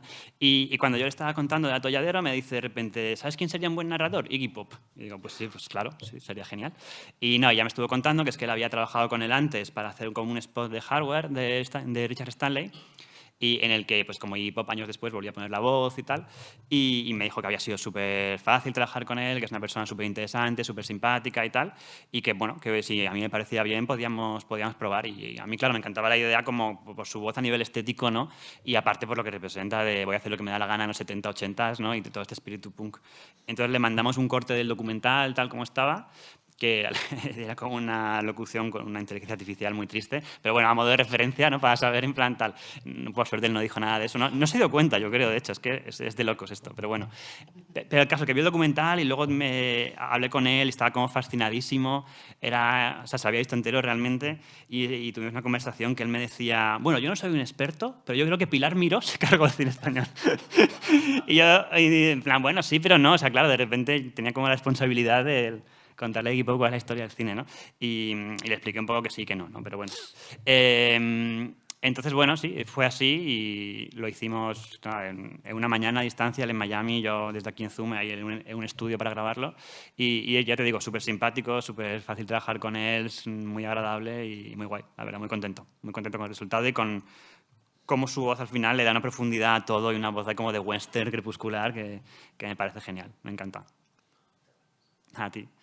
Quería sacar un tema de una curiosidad que he leído siempre, que es que durante el franquismo se decía que no se podían rodar películas de monstruos ambientadas en España, y por eso que Paul Naschy tuvo que hacer su hombre lobo polaco, Waldemar Rakiewski, ¿no? Y no sé, un poco esta curiosidad que siempre he leído. Pues es verdad. Pues te recomiendo ver mi documental, que se habla de este tema. Pero bueno, para contarlo un poco, claro, llegó un punto en los 70 que se dan cuenta que si haces cine de género en coproducción con otros países, da mucho dinero, y el gobierno no tenía mucho dinero y dice, esto es genial, vamos a hacer dinero. Pero eso supone como un dilema moral, de decir, bueno, pero entonces, ¿qué hacemos con todos nuestros códigos morales y de censura y tal? Entonces, una de las cosas que se les ocurre es, vale, se puede hacer si está ambientada en otro país de moral baja que no sea España. Si lo haces en Suecia, que son unos inmorales, pues vale, o la ambientas en Alemania o en otro país, me parece bien. Pero nosotros en España no hacemos esas cosas, no matamos gente. Y hay como totales muy buenos de películas de nuestro país, no hacemos esas cosas, ¿no? Y tal. Porque supuestamente están en Scotland Yard, en Londres, ¿no? Y no están en Madrid.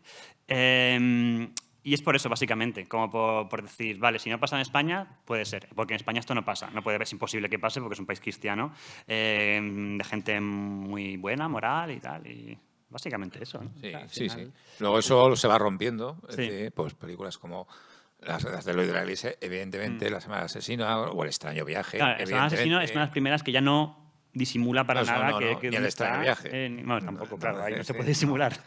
Y ya pues evidentemente hay ni la vela para el diablo, es decir, ya van cambiando de poco a poco Van como... Claro, eso es lo que me interesa muchísimo de esos años, ¿no? Cómo los directores van empujando. Es como que hay un dique ahí que intentan derribar poco a poco y tienes el aparato censor que no te deja, pero tú vas intentándolo, hasta que muere Franco y explota. Y la explosión es tan loca y tan única en la historia, o sea, que es como... Sí. Sí, sí. Y me acabo de acordar de una nota muy graciosa de los censores con... claro, La semana asesino de Lola Iglesias son dos protagonistas hombres, ¿no? Que tienen esta relación como que no se entiende, pero sí, pero no. Y una de las notas de los censores sobre guión era como una nota creativa de ¿por qué no en lugar de ser un hombre es una mujer? El otro, que va a quedar mucho mejor, mucho más como Don Quijote, ¿no? En la historia y tal. Y haciéndole notas de ese tipo, de cambiar personajes directamente, ¿no? Pero bueno, la censura era eso, era como un dique que iban empujando, haciéndolo cada vez más violento, que luego a lo mejor te lo cortaban y no podías exhibirlo en España, pero tú ya estás rodando planos violentos, planos con sexo, planos con sangre. Y eso al final también hace que ya el guión lo escribas pensando en eso, aunque luego te lo vayan a cortar, vas a rodar 2 versiones, vas a exportarlo así. Y eso ayudó, yo creo, a que luego esa explosión cuando muere Franco sea aún más bestia, ¿no? Porque llevaban ya años empujando e intentando derribar ese muro. Sí. Pero fíjate que, bueno, fíjate lo que hubiese sido La Residencia, que era una película claramente, si lo hubiese ambientado en España, ¿no? Es decir, una película que no la hubieses podido estrenar jamás, con toda su carga de perversión, de represión, de bisexualidad, imposible, ¿no? No tienes otro remedio que ponerla en una residencia de señoritas, en un sitio donde sea, ¿no? Es decir, pero no podían. Incluso fíjate que estamos en el 75, muerte de Franco, pero una película como ¿Quién puede matar a un niño? Se ve que es España, pero no sí, todavía es como una pareja extranjera, es el 76, que es cuando está ahí como, vale, esto es Sitges, porque se ve que Sitges, bueno, mira, es Cataluña, ¿no? Que a lo mejor sí que puede pasar estas cosas. Son varios sitios, como en Menorca, sí, hay varios Toledo incluso algún pueblo del centro. Pero que se ve que claramente es España, pero no se dice claramente que es España. Y ya estamos en un... Ya, bueno, ya la película se estrena prácticamente con la muerte de Franco. Sí, es justo las últimas películas censuradas, entre el 76 y 77. Justo, está ahí quien puede matar a un niño y otras que caen como en un limbo en el que se empieza a suavizar un poco la censura, ya no se pide censura sobre guión, solo censura posterior, y ahí ya claramente ves, o sea, que ya es incontrolable a nivel quién puede matar a un niño, en plan esto, o sea, ya no se puede parar lo que va a pasar aquí. Aún así el escándalo, yo me acuerdo, fue considerable, gente protestando, y en Zaragoza, me acuerdo, se estrenó y había mal rollos. Se estrenó el Sábado Santo, que era una fecha, se llaman las películas fuertes, porque durante el jueves y viernes antes no se podía, estaba prohibido, solo eran películas de Rocío Dúrcal. Y no Me siento extraña, evidentemente. Pero me acuerdo que era un estreno de Sábado Santo, ¿no? Es decir, y hubo protestas, porque ¿qué es eso de los niños matando a gente? Bueno, a día de hoy habría protestas. Sí. ¿Qué hacen? Hoy sí, hoy sería una película complicada, ¿no? Es decir, debatiremos de ello el 50 aniversario, que en Sitges lo vamos a dedicar a ello, es decir, a todo el fenómeno de los niños y malvados en el cine, la infancia y la maldad, con el centro de la película de Chicho. Bueno, vale. Muchas gracias. A vosotros, y a ver gracias. el documental, que es estupendo. Me encantará, gracias. Esta tarde.